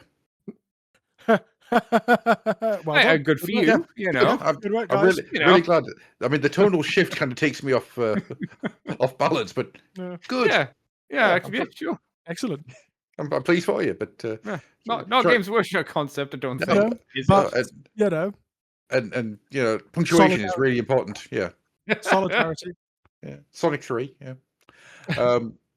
Yeah. I don't know if it's a typo or not, but if it isn't, good on you, man. Proud of you, or woman for that matter. Sure. But if it is a typo, then Yeah. yeah. Again, commas are very important. Yes, yes, absolutely. So yeah, I'm not going to kind of get you to answer this one because it's a bit of a strange one, Mm. but I think it's worth saying the Hellsmiths obviously kind of take the second place. Yeah. Mhm. The third place is taken. God's sakes, the third place is taken up by all the people voting for the Old World, which didn't come out last year. Okay. And the first place is taken up by the faction packs in all the different ways that people have said Yes. that. Yeah, Yeah, it's that it's makes it's sense, a huge deal at the moment. This is Yeah. like it's something that's going around like the 40k sphere on the internet at the moment. People are talking about how to different ways of getting the rules out there because 10th ed has kind of demonstrated that putting the rules in the books just doesn't work anymore.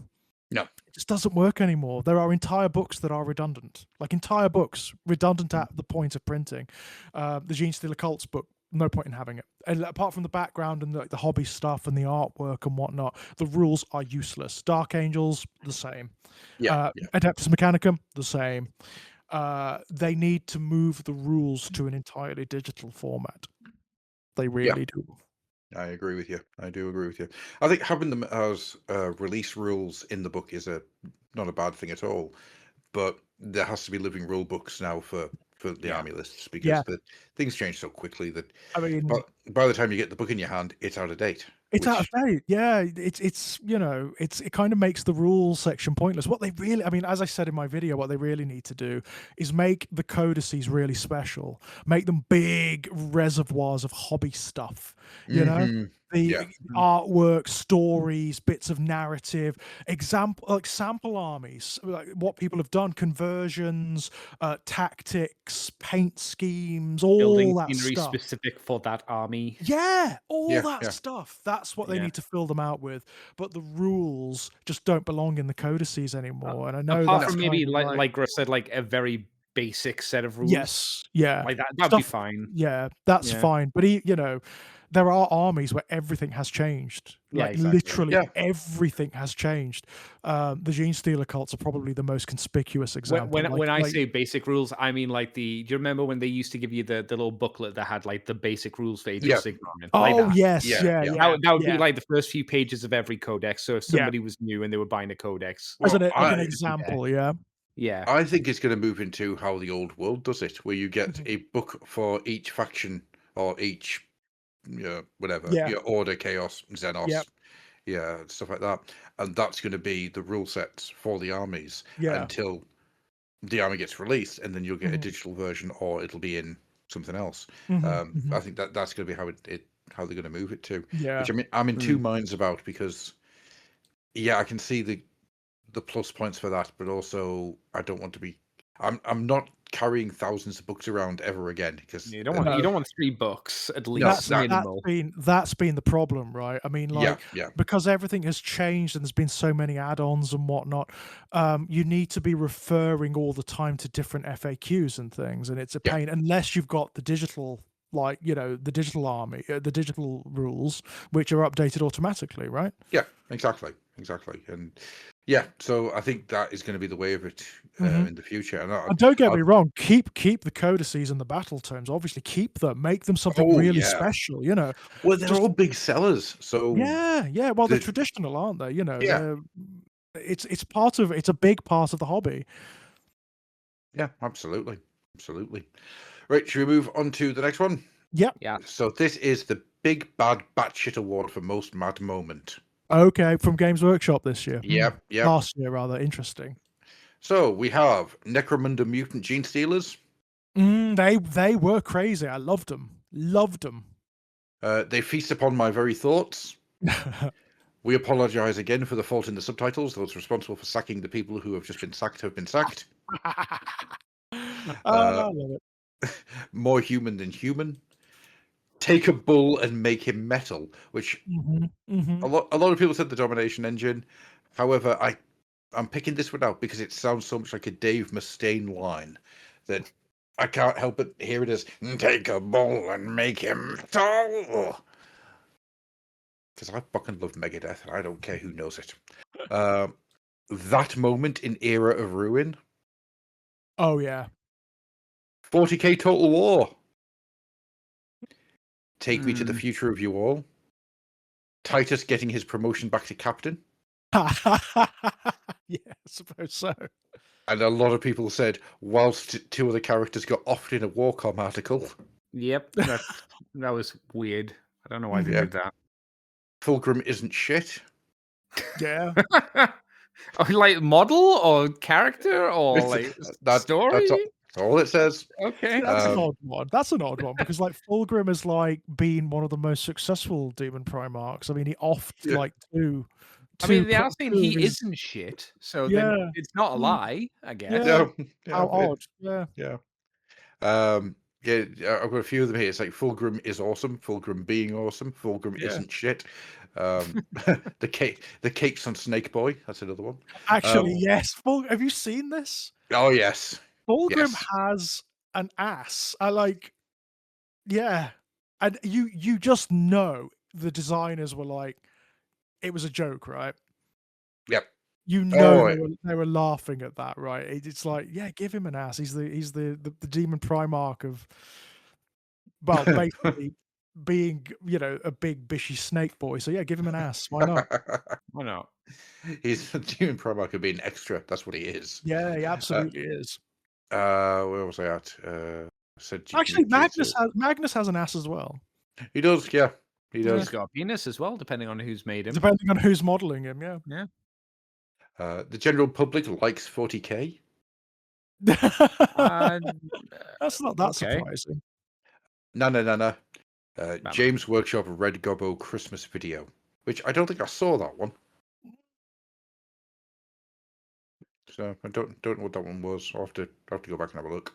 I don't find GW's more common or more like modern production stuff that good in terms of like the people stuff. Personally, it's not really got me as it used to do. James Workshop was funny the first 2 times. I think that joke's kind of run its course now, though. Unfortunately. Yeah. So what do you guys think? Because I'm going to tell you now, the answer's not what you might consider. It's not Fulgrim is awesome or isn't shit. No. No, that's not in the top 3. Okay. So does that mean people do think Fulgrim should? Oh my, oh my god. I'm nonplussed. I don't know this one. No, I don't know. Okay, so number 3 is Titus. Yeah, Oh, I get okay. that. I get that. Sure. Number 2 is, in various ways, the fact that 40k has broken into the general public. Into the mainstream. Yeah. Okay. Yeah, I can kind of see that being somewhat of a surprise. I'm not. Has it broken into the mainstream though? Because I only think it will in a big way. Yeah. Has it? I mean, Okay. people know about it now. Like people who've never known about it before really know about it now. It's shifted from being, you know, the nerd shop to being a British institution in the last. Because I would have thought like it would only really be considered that once we get a live action TV series from Amazon. Because at that point you'll have a lot more people talking about it and will know about it. I mean, Space Marine 2 on Twitch was like massive. The video games have really done it. They really have. Yeah. And it's kind of made things like Warzone's expanding their Warhammer section. So instead of being like a couple of books off to one side, there's now a Warhammer section. Yeah. Also, I mean, it's also just become way more inclusive now, hasn't it? It's become less gatekeepery. You know, there are just more demographics involved in it now. Yeah, I mean, Space Marine. The amount of females playing Space Marine 2 on Twitch was massive. I love to see it. I love to see it so much. I mean, we've always been there. It's just that, you know, it's like license has been granted now. You know, the gates have been blown off the hinges, which is nice. Absolutely. You know, it's, all are welcome as long as you want to play. And yeah, play me. God damn you. Right, so should we move on to the best YouTube or podcast award? Oh, this is a big like broad church these days. I mean, I can think of quite a few off the top of my head. I mean, Snipe and Wib obviously are brilliant. We love them. We love them. We love you guys. We love you so much. Arbitorian and Miramanga, love them. Love them to bits. I love Arbitorian's Precinct House. Brilliant channel. Big fan of Tabletop Tactics. I love that. Their production is insane. Yeah, their production is. They do. I mean, I will shout this out there now. They do the best battle reports of any channel that does battle reports. They do the best ones. They're shot brilliantly. They're fun. They're dynamic. Really, really good stuff. Should I read through them? Yeah, go on. Why not? So obviously, Snipe and Wib. Yeah, we love you guys. We do. I mean, every video you put out, quite frankly, it's a good day when Snipe and Wib turn up in the my feed. Everyone should go to YouTube and watch their episode on the flesh-colored squig because the one that did really well for them. Yep. So they made a testicle. They painted an actual testicle with teeth, and it's their most successful video ever. And brilliant. Just watching two people have breakdowns over it is amusing me. So go watch that. So we've got Snipe and Wib. We got On Tabletop. We've got Tabletop Tactics. We have got Drawing It Out with the Buzzing Droning Hell. We've got More Human Than Human. We've got Born to be Kings, Princes of the Universe. We've got Paul Does Things Badly. A Commitment to Maximum Centurion Spam in a Competitive Environment. I know that guy. We've got the Plastic Crack Podcast. We've got Bricky for his hilarious Adeptus Ridiculous that comes out on time. But he also has gotten a lot of people into 40k with his 4 years old every single Warhammer 40k faction explained, a video that a ton of streamers have reacted to after playing Space Marine 2. We've got Kirioth. We've got we've got Uncle Atom. That's it. They're all very strong. I mean, there's some great creators there. Kirioth is awesome. Tabletop Tactics, love them. Sorry. I have also whoopsie daisy. I've missed out Minions and I've missed out Jordan Sorcery. Who's the guy? I can't remember the name of the channel who does the exclusively Second Ed stuff. He does like Second Ed battle reports and he paints. Second Ed. Yeah, awesome. Yeah. Miniscape. Minisodes. That's the one. Yeah, he's very good. I love his channel. Why has nobody voted for Minisodes? Just saying. But I mean, Tabletop Tactics have the best production of like almost anyone. out there. Their production is insane. It's a business, isn't it? You know, it's an actual. That's how they make their living and everything. It's a really really good bit of work. Arbitrary and Mirror Manga. I just on a personal level, I just think are great. I think they're great fun. I love Arbitrarian's lore videos. I think he's very even-handed. He's very he's got that quality I look for in this kind of hobby where he steps back from it. You know, he steps back and he's very analytical about it, which he did a video about, you know, the whole thing about Magnus did nothing wrong recently, which was really good. It was really good. You know, he pointed out how it's not either or, you know. Magnus did a lot wrong, but so did everyone else involved. You know? Yeah, absolutely. So, we'd be pleased to know that Arbitrary and Mirror Manga take the second place. Yeah, I love you guys.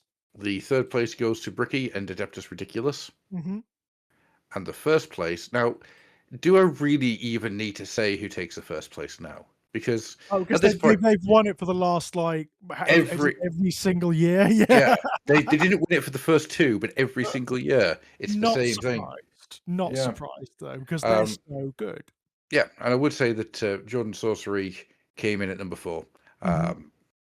Yeah, and yeah, I won't go into the fifth one because it gets real confusing real fast because lots of different people tried to nominate somebody but couldn't remember the name. So I'm assuming it's all the same. What, did they just give like a description of the YouTube channel? That one where they do the thing. It's like the video with John Blanche. Now that really doesn't narrow it down. Yeah, the guy that does all the documentaries doesn't narrow it down. Yeah. Perhaps they wouldn't win the award if you can't even remember who did it. Yeah, it's just this really weird thing where if this is all for the same channel, that channel would have won because there's just so many people who are describing videos but not giving a name of anybody.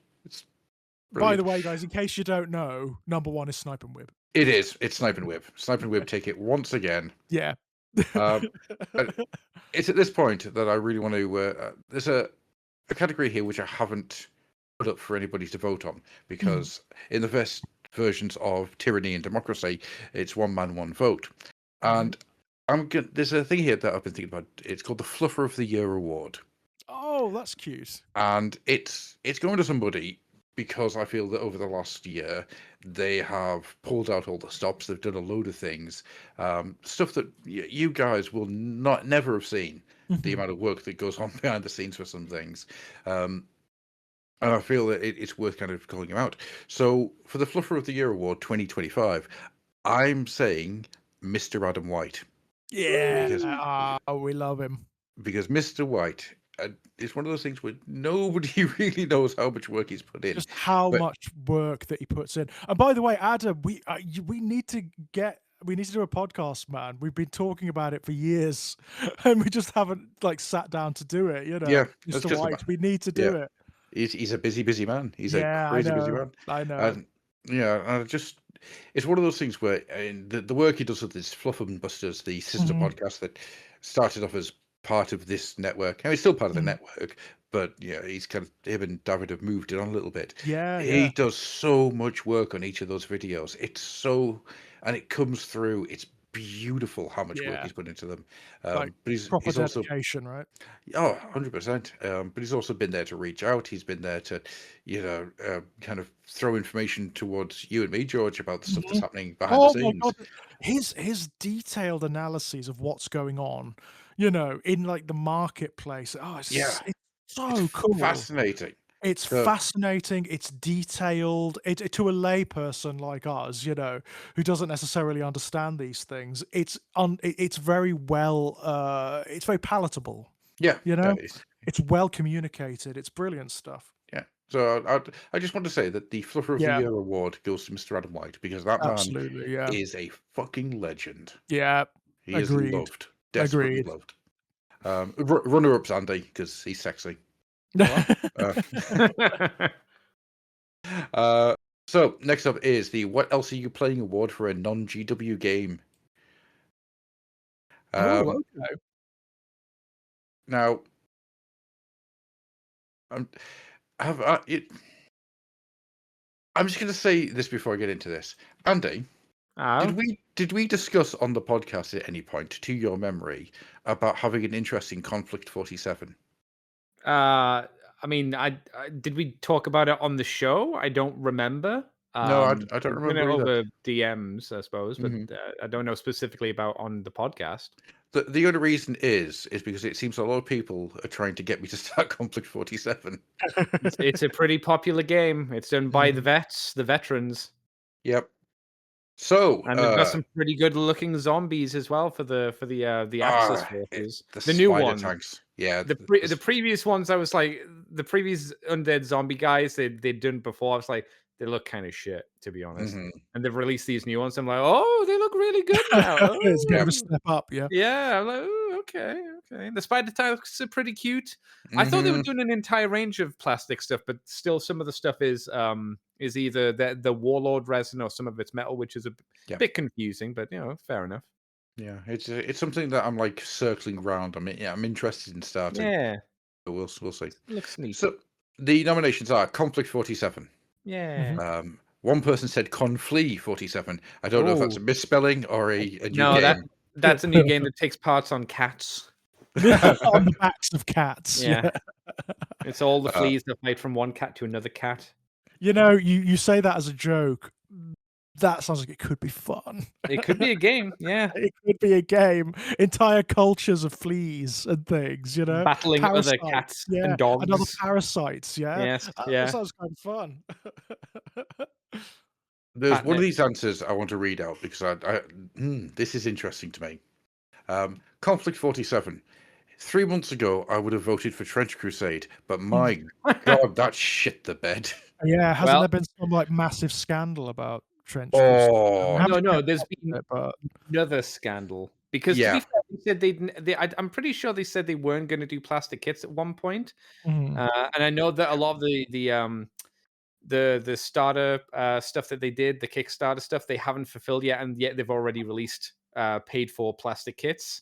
And they gave free ones to influencers over backers. So it's just like, to be fair, they were shitty people from the get go. They were always shitty people.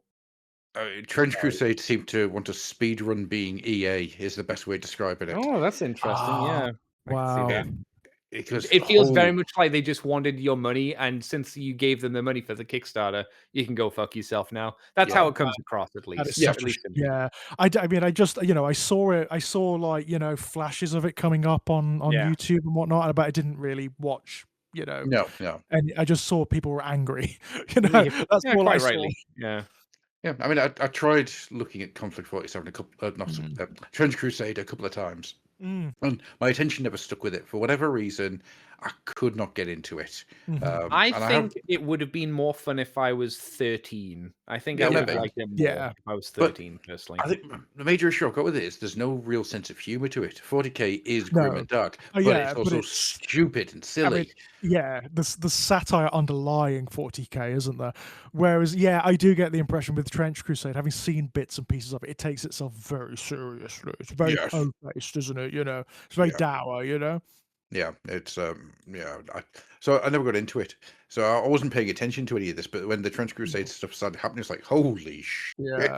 They really did fuck it, like, didn't they? That's a shame.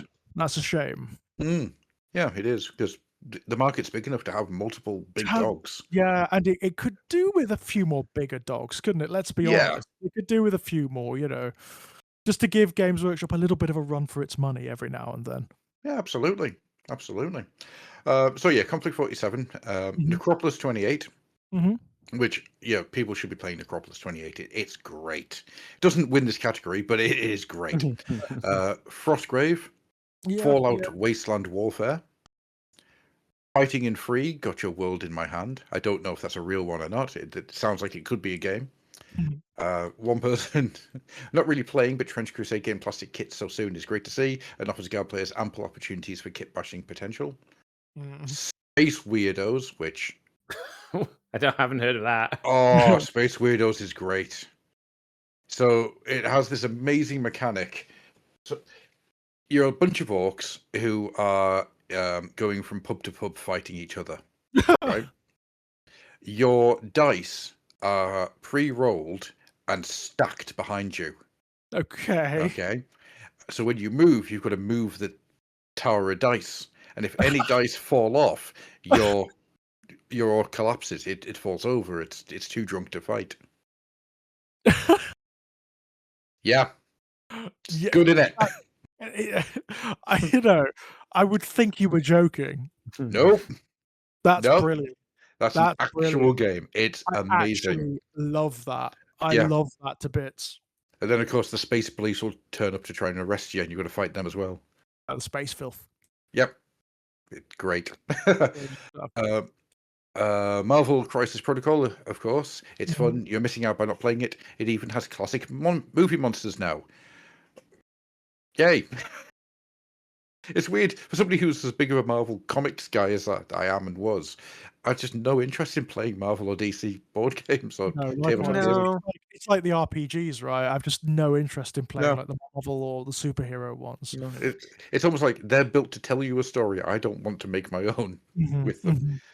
Warframe, which I don't think's tabletop somehow, but no, that's not. That's a video game. Yeah. Mr. White, did Mr. White do that? Because Mr. White's a big Warframer. I'm going to guess it was. Pokemon the card.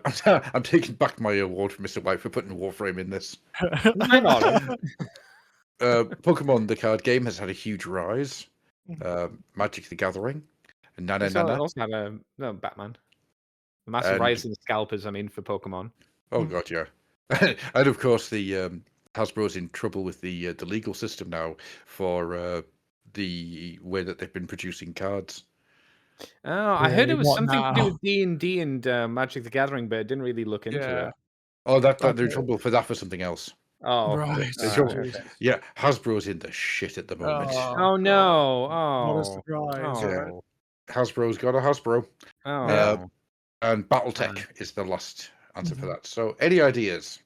I want to know by next year if we're going to have 2 new contenders on this list. I want to know if people are going to be playing the StarCraft game because that's coming out this year, and I want to know if people are going to be playing the Gundam miniature game, which is also getting. I'd assume that would be really popular, right? I'm interested because it's not something I think I want to get myself, but I'm wondering if it'll have that feel that there are a lot of Gundam people who like building Gundam model kits and kind of crossover with fans.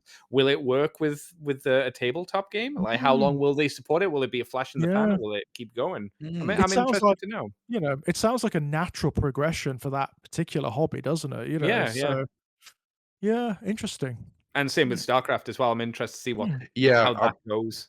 I'm not going to put any money down on that until it's out and it's like proper reviews have been released. Yeah.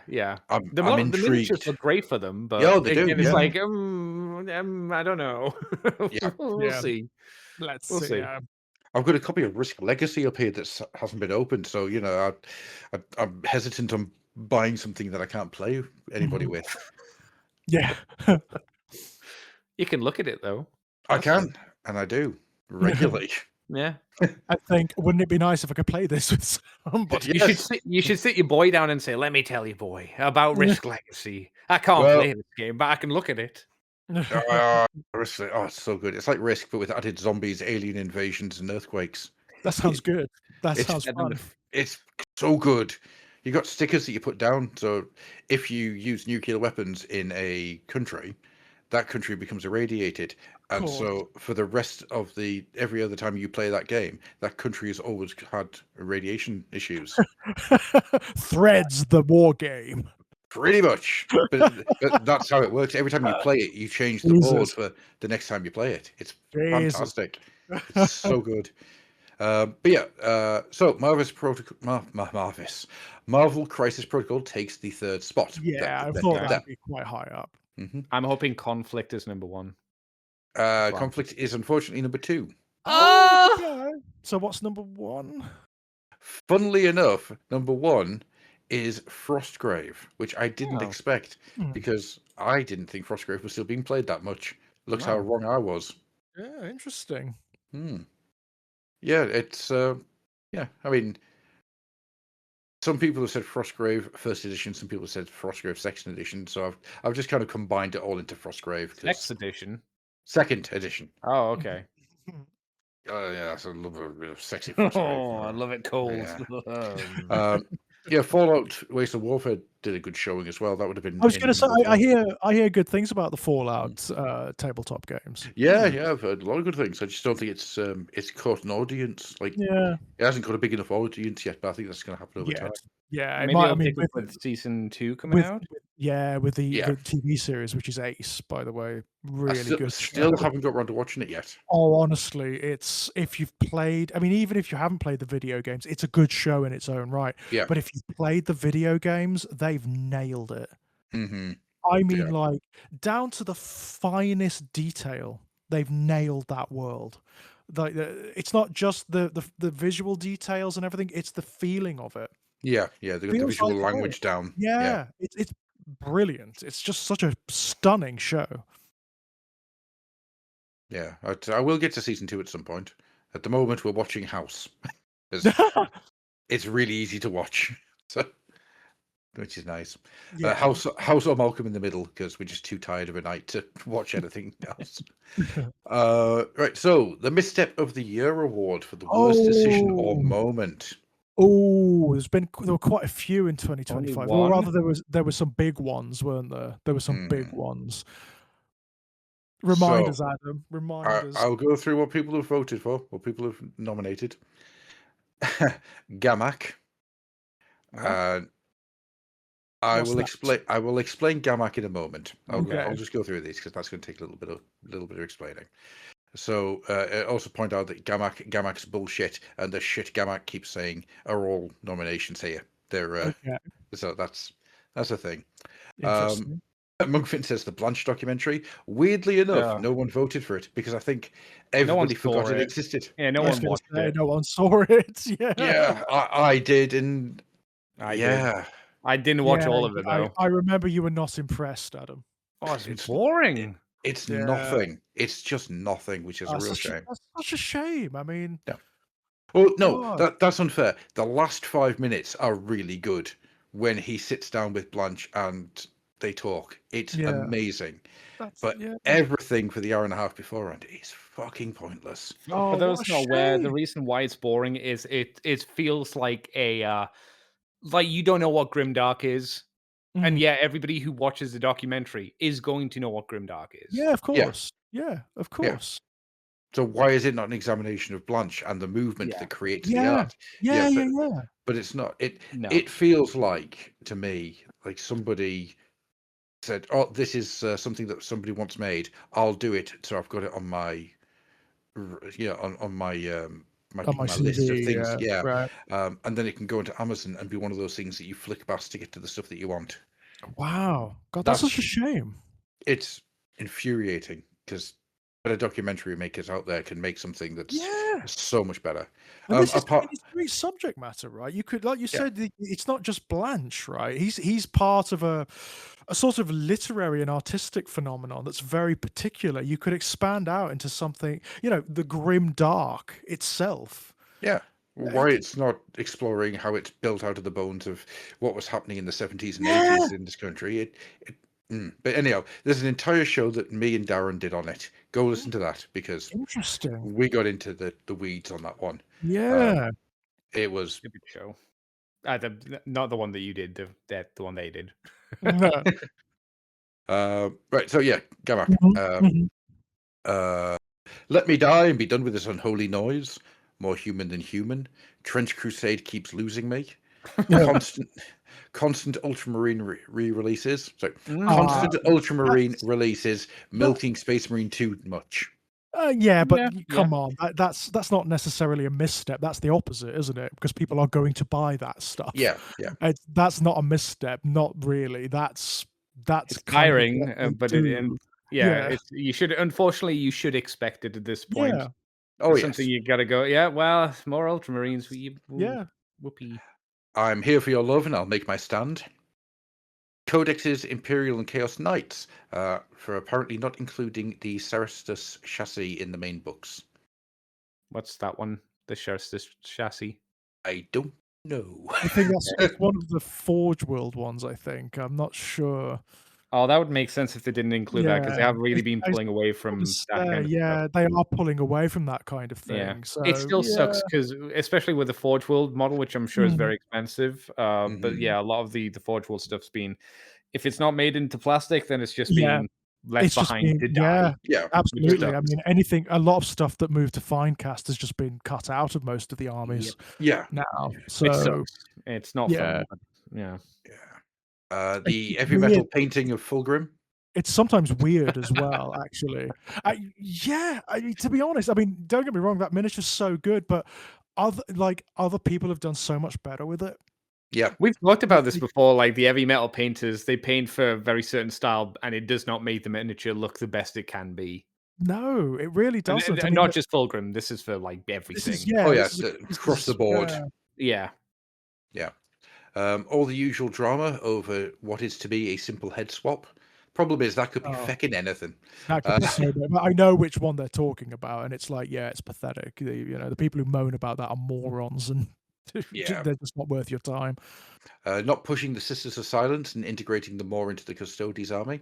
Aren't they Yeah, gone? no, I they're in the Can you army. still buy the I don't. box now?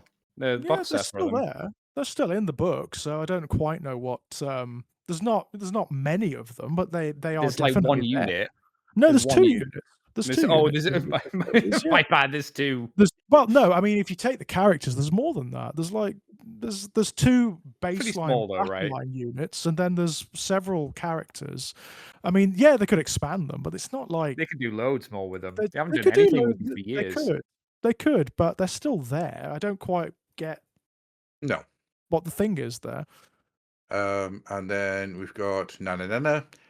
Sanguinary Guard, technically proficient, but when there are winged guards on the brand new cover art for the Blood Angel Codex, removing them from the centerpiece unit is kind of nuts. Yeah, people didn't like the models either. The Sanguinary Guard are not amazing Oh models. no, you're compared to wrong, what Judge. they- You can't buy the Sisters of Silence box on the GW website store. Oh, okay.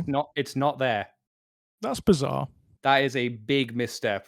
The Sisters of Silence you can buy the Knight Commander. You can't. I was going to say you could buy their arms, but they're out of stock. It's got the Talons of the Emperor, Valerian and Alyria, and that's Mhm. it. There are no Oh, that's Sisters of bizarre. Silence Oh. you can buy. So they were quite right. Huh. They're in the Weird. codex, though. Well, you can't buy them. That's bizarre. Yeah, that's very weird. strange. Not on the Really website, odd. at least. Yeah. Odd. They Very odd. listed it as persecutor squads. Prosecutor That's under squads, more yeah. prosecutor squads. Yeah, I typed in Sisters of Silence and they weren't there. yeah, Oh yeah, they are prosecutors now. yeah. I was gonna say they're definitely in the codex. It's Hmm. like, yeah, I don't quite know what the Maybe that was the mistake. They typed in Sisters of Silence like I did into the website and nothing came up. Yeah. Oh, someone's pointed out the Sisters of Silence comment is part of the anti-female Custodes meme, so it's just morons complaining about nothing again. What a surprise. What a surprise. Where are the Oh. Misters of Silence? I want the men. The Mm, male yeah. psychers. It's time. Yeah. Right. Even so, I'd like to see the Sisters of Silence get something. Oh yeah, I mean, don't get me Oh, wrong, I'd yeah. like to see more of them, definitely, because they're cool, right? They're cool.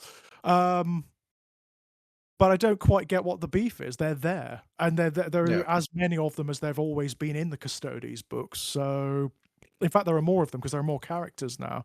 So I don't quite get what the thing is here. It seems bizarre to me. Big question mark over my head. Don't understand that, but Hmm. that's fine. So, number 3, Trench Crusade. Yeah, just Yeah, that's in- a massive misstep. yeah. That that is just like such a huge ball ache. Now, whilst I said the heavy metal painting of Fulgrim, I will say that number 2 is the heavy metal painting team. Nobody's saying that they're bad. No, it's not. It's But- not that. It's just that there's The- been some very strange decisions made Yeah. recently with some really. There's a comment here that just basically reads. I'm just trying to find it. Somewhere along the road, the heavy metal team changed how they paint, and it just doesn't feel the same anymore. It's not bad, but it doesn't feel like something to aspire to. Yeah, No, and there are pretty straight some about that. there are just some odd decisions as well as certain like really big character models, like centerpiece models. I mean, we've spoken quite often in like chats about how, you know, the helmet from Fulgrim, the helmeted face. If you look at the heavy metal version, it's pretty bad. It doesn't really, Yeah. you know, but it actually looks great when it's painted well. Yeah, yeah, and we see that every time that these things get out into the wild and people do their own thing with it. Yeah. And it feels like to me that the heavy metal team is trying to they're not giving you something to work towards to get this is what this could look like if you Mhm. put the work in. It feels like this is we're selling you all of the parts of it, so we need Yeah. to have everything there for you to see. And as a result, you're not getting a Mhm. good paint scheme. You're getting Yeah. it is a weird one. It is a weird one. It does Uh, feel weird because it's happened quite a lot recently where a miniature has actually looked not that great in the official photography. yeah, And Yeah. then people have got it out in the wild and it's been brilliant, you know? yeah. Yeah, no, and it's happened so many times now that you'd think somebody would be paying attention to it. Mhm. Um, So yeah, Monkman put it the best way. Heavy metal is designed to show the shape more than the best presentation, hence the absurd Tron highlight style. Yeah, that's We, fair. yeah, I we mean, talked about that as I well. think it's also worth saying that they don't use the term heavy metal anymore. It's always studio painters or Lame. studio. Heavy metal sounds cooler. It does. It does. And of course, number one is Gamak. So I need to explain this. What is this? I'm not I can't yeah, I can't Okay, remember. right. So Gamak is a 3D sculptor. Gamak makes a lot of World War II stuff. Gamak Okay. also makes a lot of fantasy and sci-fi things. Mhm. Gamak makes things that are far too close to Games Workshop IP. Ah, Oh, Right? I saw this. I know what this Yeah, is. Yes, oh, his stuff yeah, right. is way too close to IP infringement. Way too yeah. Mhm. close. And it's not like it's close your eyes and squint a bit and you No, see no. Space Marines. That's a Space Marine. That's just a Space Right, Marine. Yeah. right. The helmet is ever so slightly different, but you've still got a fucking Imperial Eagle on it. You know, Oh, it's I see. It's not Right. like it's 20% different. It's like Yeah. maybe five if I'm generous Yeah. yeah. percent different. It Yeah. was way too close. Yeah. Way too close. So, because that's an IP infringing, he Yep. got called out on it. He was Mhm. Mhm. told to take down a certain amount. He then doubles down and he just has kept saying, "No, I'm not taking it down. Give me a list." And they gave him a list. Mhm. No, I'm not taking any of these down. You've got to tell me exactly why all these are wrong. So that involved the lawyers then having a closer look at his stuff, and they sent him a larger list. Mhm. So he firmly believes he's well within his rights, and he's getting a lot of people sending him money to cover his legal fees. I Mhm. firmly believe, and I'm not saying this is correct, this is just my thoughts on it, that people are pushing him to go forward to see what comes out of it, to see what the lay of the land is, because Mhm. everybody else will then use that as a way of building forward. Is he the Wicker Man? Pretty much, pretty much. Um, Oh now well, fair enough. he's been putting up videos, and these videos are along the lines of, "Oh, they're running scared, mate. Mm. They're not. They're really No, not. they Yeah, are. They totally are. Oh, yeah, don't yeah. worry. You Keep are going. No, you are let him cook. about to go into court and get your ass handed to you. No, There's he's definitely gonna win. now I can't work out if he just doesn't have he doesn't know what he's doing or if Mm. it's a grift. I It's can't work out what. probably I mean, you know, in the current climate, it's probably a grift. He might It's just be Possibly. jazzed up on probably his a own grift. stuff. He might just think he's in the right and they're wrong. Mhm. Yeah, yeah. But whatever the reason is that yeah, the sheer amount of people who have said, yeah, don't push Yeah. this. Yeah, but he's doubled down every time, and Well, it Yeah. has. if he wants to burn, if he wants to set fire to Mhm. the Wicker Man, even though he's sat inside of it, Punkfin yeah. says 99% sure he started using LLMs to build his legal argument. Um, Garmac was charged as a company under unfair competition law. Sorry, this is from Redscope Minis. Garmac was charged as a company under unfair competition law, not copyright either. He does not understand this law, or he is ripping people off. Hmm. Oh, okay, there we go. And so yeah, Garmac wins the biggest misstep of the year award. Oh. Good for him. Yeah, and it's not like they don't overreach Games Workshop with their IP stuff. A lot of the time they do. They have in Yeah. the past, and they really, really do. It's But weird this because not in this time. no, They're not. It's weird. this sounds like a really legitimate Yeah, case no, of it like, is. no, Yeah. you are basically taking our IP from us and making money off of it. So like, Yeah. come Yeah. on. Yeah, no, absolutely. This is one of the few times I'd say no. Side with the company. They're actually Yeah, not wrong they're this actually time. Oddly they're enough. actually in the right this time. Yeah. Yeah. Oh, okay. Yeah, Wow. absolutely. Wow, Just tweak wow. his. All you have to do is just tweak his designs more. Yeah, That's just a it. little bit, yeah, because others Get have rid of gotten the away with Aquila, it, change the right? helmet design, Yeah. maybe change the shape of the pauldrons a bit. You know, he can do Yeah. it. Yeah, Yeah. yeah, Oh of well. course. Right. So next up, this is the last one for tonight. The Community Commander Award. So this is from you guys. Pardon me. So the nominations are Bricky, Kingfly, the 134th. What? I. Alright. Yeah. Well, yeah, I'm the Jigsaw Man. I turn the world around with a skeleton hand. Say I am Electric Head, a cannibal core, a television said. Yeah, do not victimize. Read the motherfucking psychotic lies. Yeah, in the psychic war, I tear my soul apart and I eat it some more. Yeah. Snipe and Whip. Victoria Haywood, the author of Death Worlder. Okay. Which, to be fair, if you follow her Instagram, yes, I'm behind you 100%. Yeah. Her Instagram is freaking hilarious. It's brilliant. Shaco and Sprues, James Cutts. We Were Born to Be the Princess of the Universe. Mr. Gruff. No, not allowed. No. Tough. It has been decided. Ewok Praise Kebab. him. Oh, you're going to regret saying that in a second. Ewok Kebab. Andy for being the driest motherfucker in podcasting. I am. I get no one wet. And Snipe and Wib.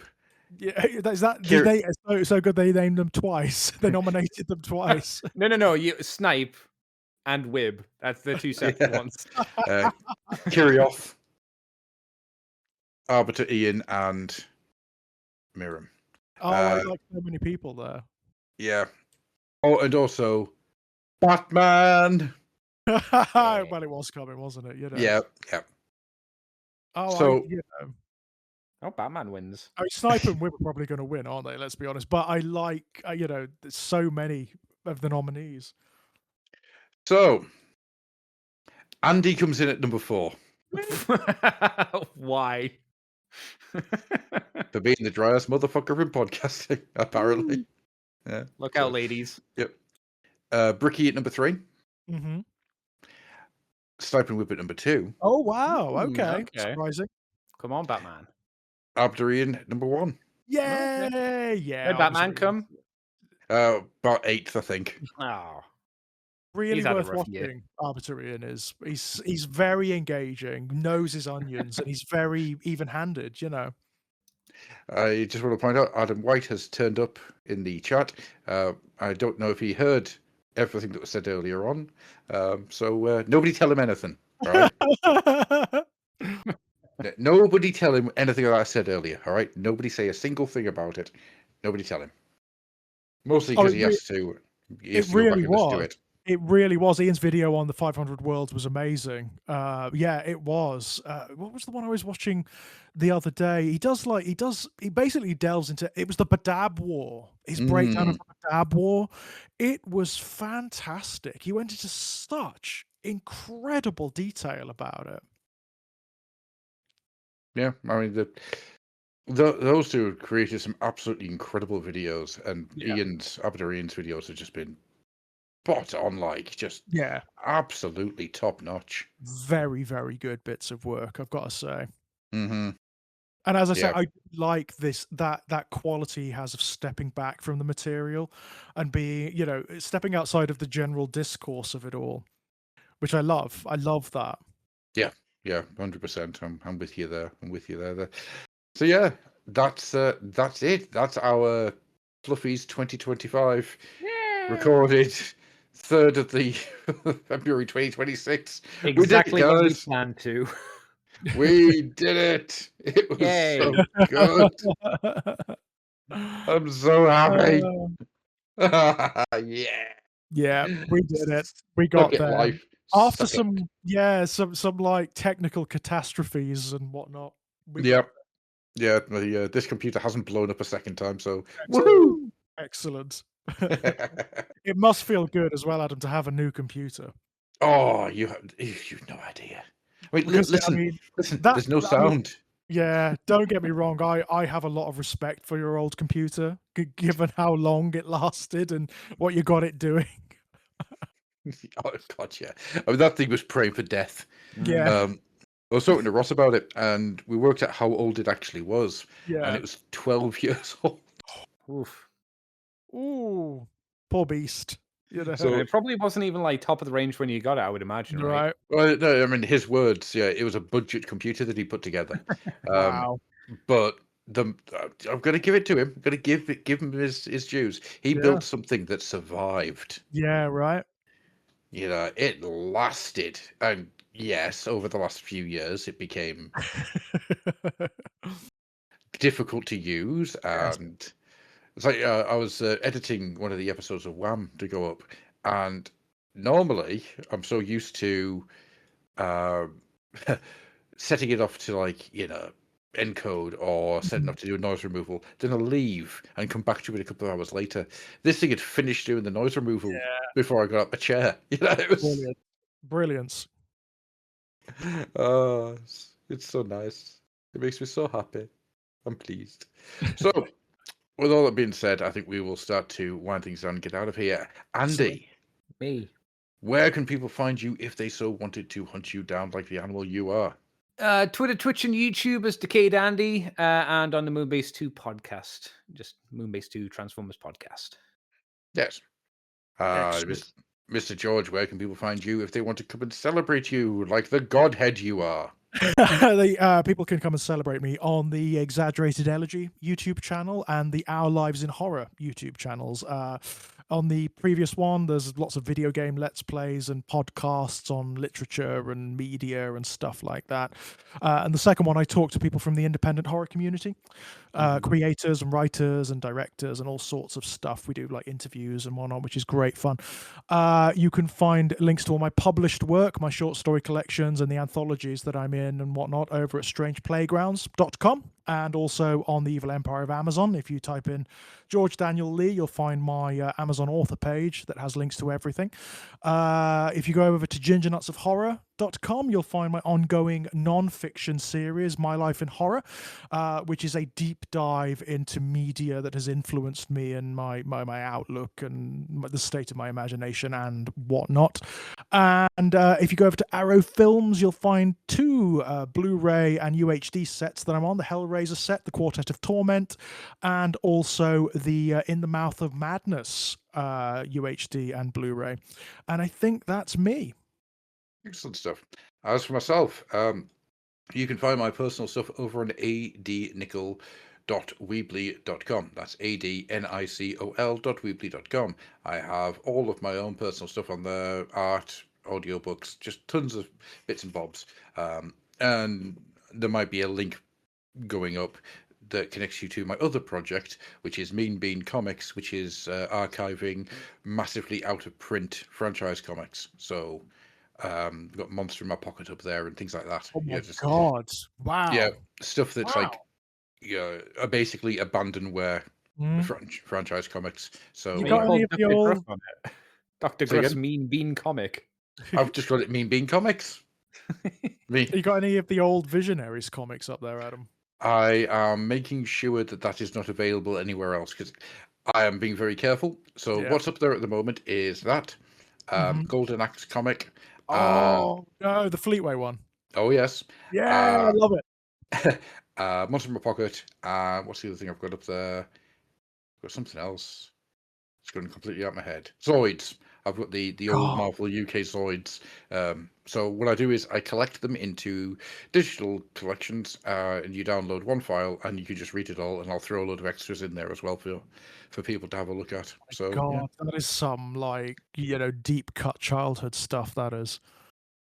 Oh yes. Wow. So The idea is that this stuff is not available anywhere, and if it becomes available again, I'll get rid of it. I'll take it down. Of course, of course. Yeah. But it's just trying Stuff to you can't archive get anywhere else, right? Yeah. Stuff that isn't available anymore. Absolutely, it's just trying to archive these things because I think that they are important pieces of media. There's the danger of them becoming genuine lost media, right? Absolutely.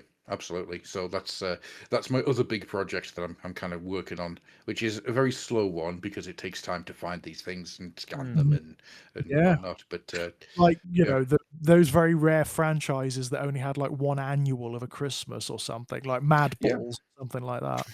Oh God, what I would give to have the Mad Balls annual. Yeah, Man, me too. I remember having it as a kid, but my God. That and the Mighty Max comic, they're the two that I'm really trying to find. Yeah, I imagine that's very difficult to find. Impossible so far. Yeah. Who did Mighty Max comics? It was not a company you've ever heard of. Okay. Which is surprising, really. You would have thought it would have had a more dedicated comic because it was briefly quite popular. I think there's a reprint through Tops, which kind of gives you an idea. Wow. You know, it's hard to find, very, very hard to find. But there's going to be a load of them going up. I mean, that could use like a 2020s remake. Mighty Max could. You could. Mighty Max needs to come back. You could do stuff with Mighty Max. You could. Yeah. Like, as much as I hate to say it, Mighty Max is the perfect example of Netflix series. Yeah. You get totally. an 8-episode Netflix series. Yeah. Give it like the Netflix She-Ra treatment. Well, I'm actually thinking of The Hollow, which I don't know if you guys have heard of that. It's Lost for kids, but good. Oh, okay, cool. So the idea is these three people awake in a room. They have no memories. They don't know how they got there, and they've got to work it out. Unlike Lost, it gives you the answers. It at the end of the does season. have like a really decent ending. Yeah. Oh, it's got a great ending. It's got 2 seasons. Each season starts with a mystery, ends the mystery at the end of the season. So brilliant. But good. Yeah. Oh, it's freaking phenomenal, is what it is. It honestly, it's like, yeah. There's an entire sequence where they meet the 4 horsemen of the apocalypse. Death's pissed off because his horse is really ill, and it's like, well, what's he been eating? Eating? Okay. He is the horse of death. Why would he eat anything? Because he's an horse. So yeah, it's really good. I recommend The Hollow. But that's the type of thing that I think would be really good. You know. I think so. I think you could do with Mighty Max. I think you could do something really, really quite cool, to be honest. Because the '90s show is good for its era. It's actually pretty goddamn good. Well, it's got the greatest ending of any cartoon series I've ever had. Because the ending ties back into. Yeah. Well, the ending is a circle. It ties you back to the beginning of the series. It's freaking amazing. Paradox, isn't it? It sets up a paradox. I'm putting my foot down. The next episode that we're doing, we're going to be going into the stuff that's happened over the months that we've not been recording. The episode after that, let's do what I've wanted to do for about a year and talk about Bluebird, because it ties into Game Workshop. And I want to talk about Bluebird for a bit. Manta Force, Yeah. Oh my God, Mighty Max Havoc, no, brilliant. Yeah, quality toys. Mighty Warriors. There's so many different sections to this, which ties into wargaming. So we're going to talk about Bluebird. Not next not next episode, but the episode after. Totally up for that. That's it. It's down. It's in place. We've staked it. Yep. Also, you can find the Fluff and Hammer. Just search for the Fluff and Hammer. I'm done telling you where things are. Who joins on Patreon, give us your money. With all that being said, we're going to get out of here. Thank you to Andy and George for joining me in this ridiculous situation. Pleasure as always, man. And thank you guys at home for listening, if indeed you still are. Thanks, guys. Bye. Bye.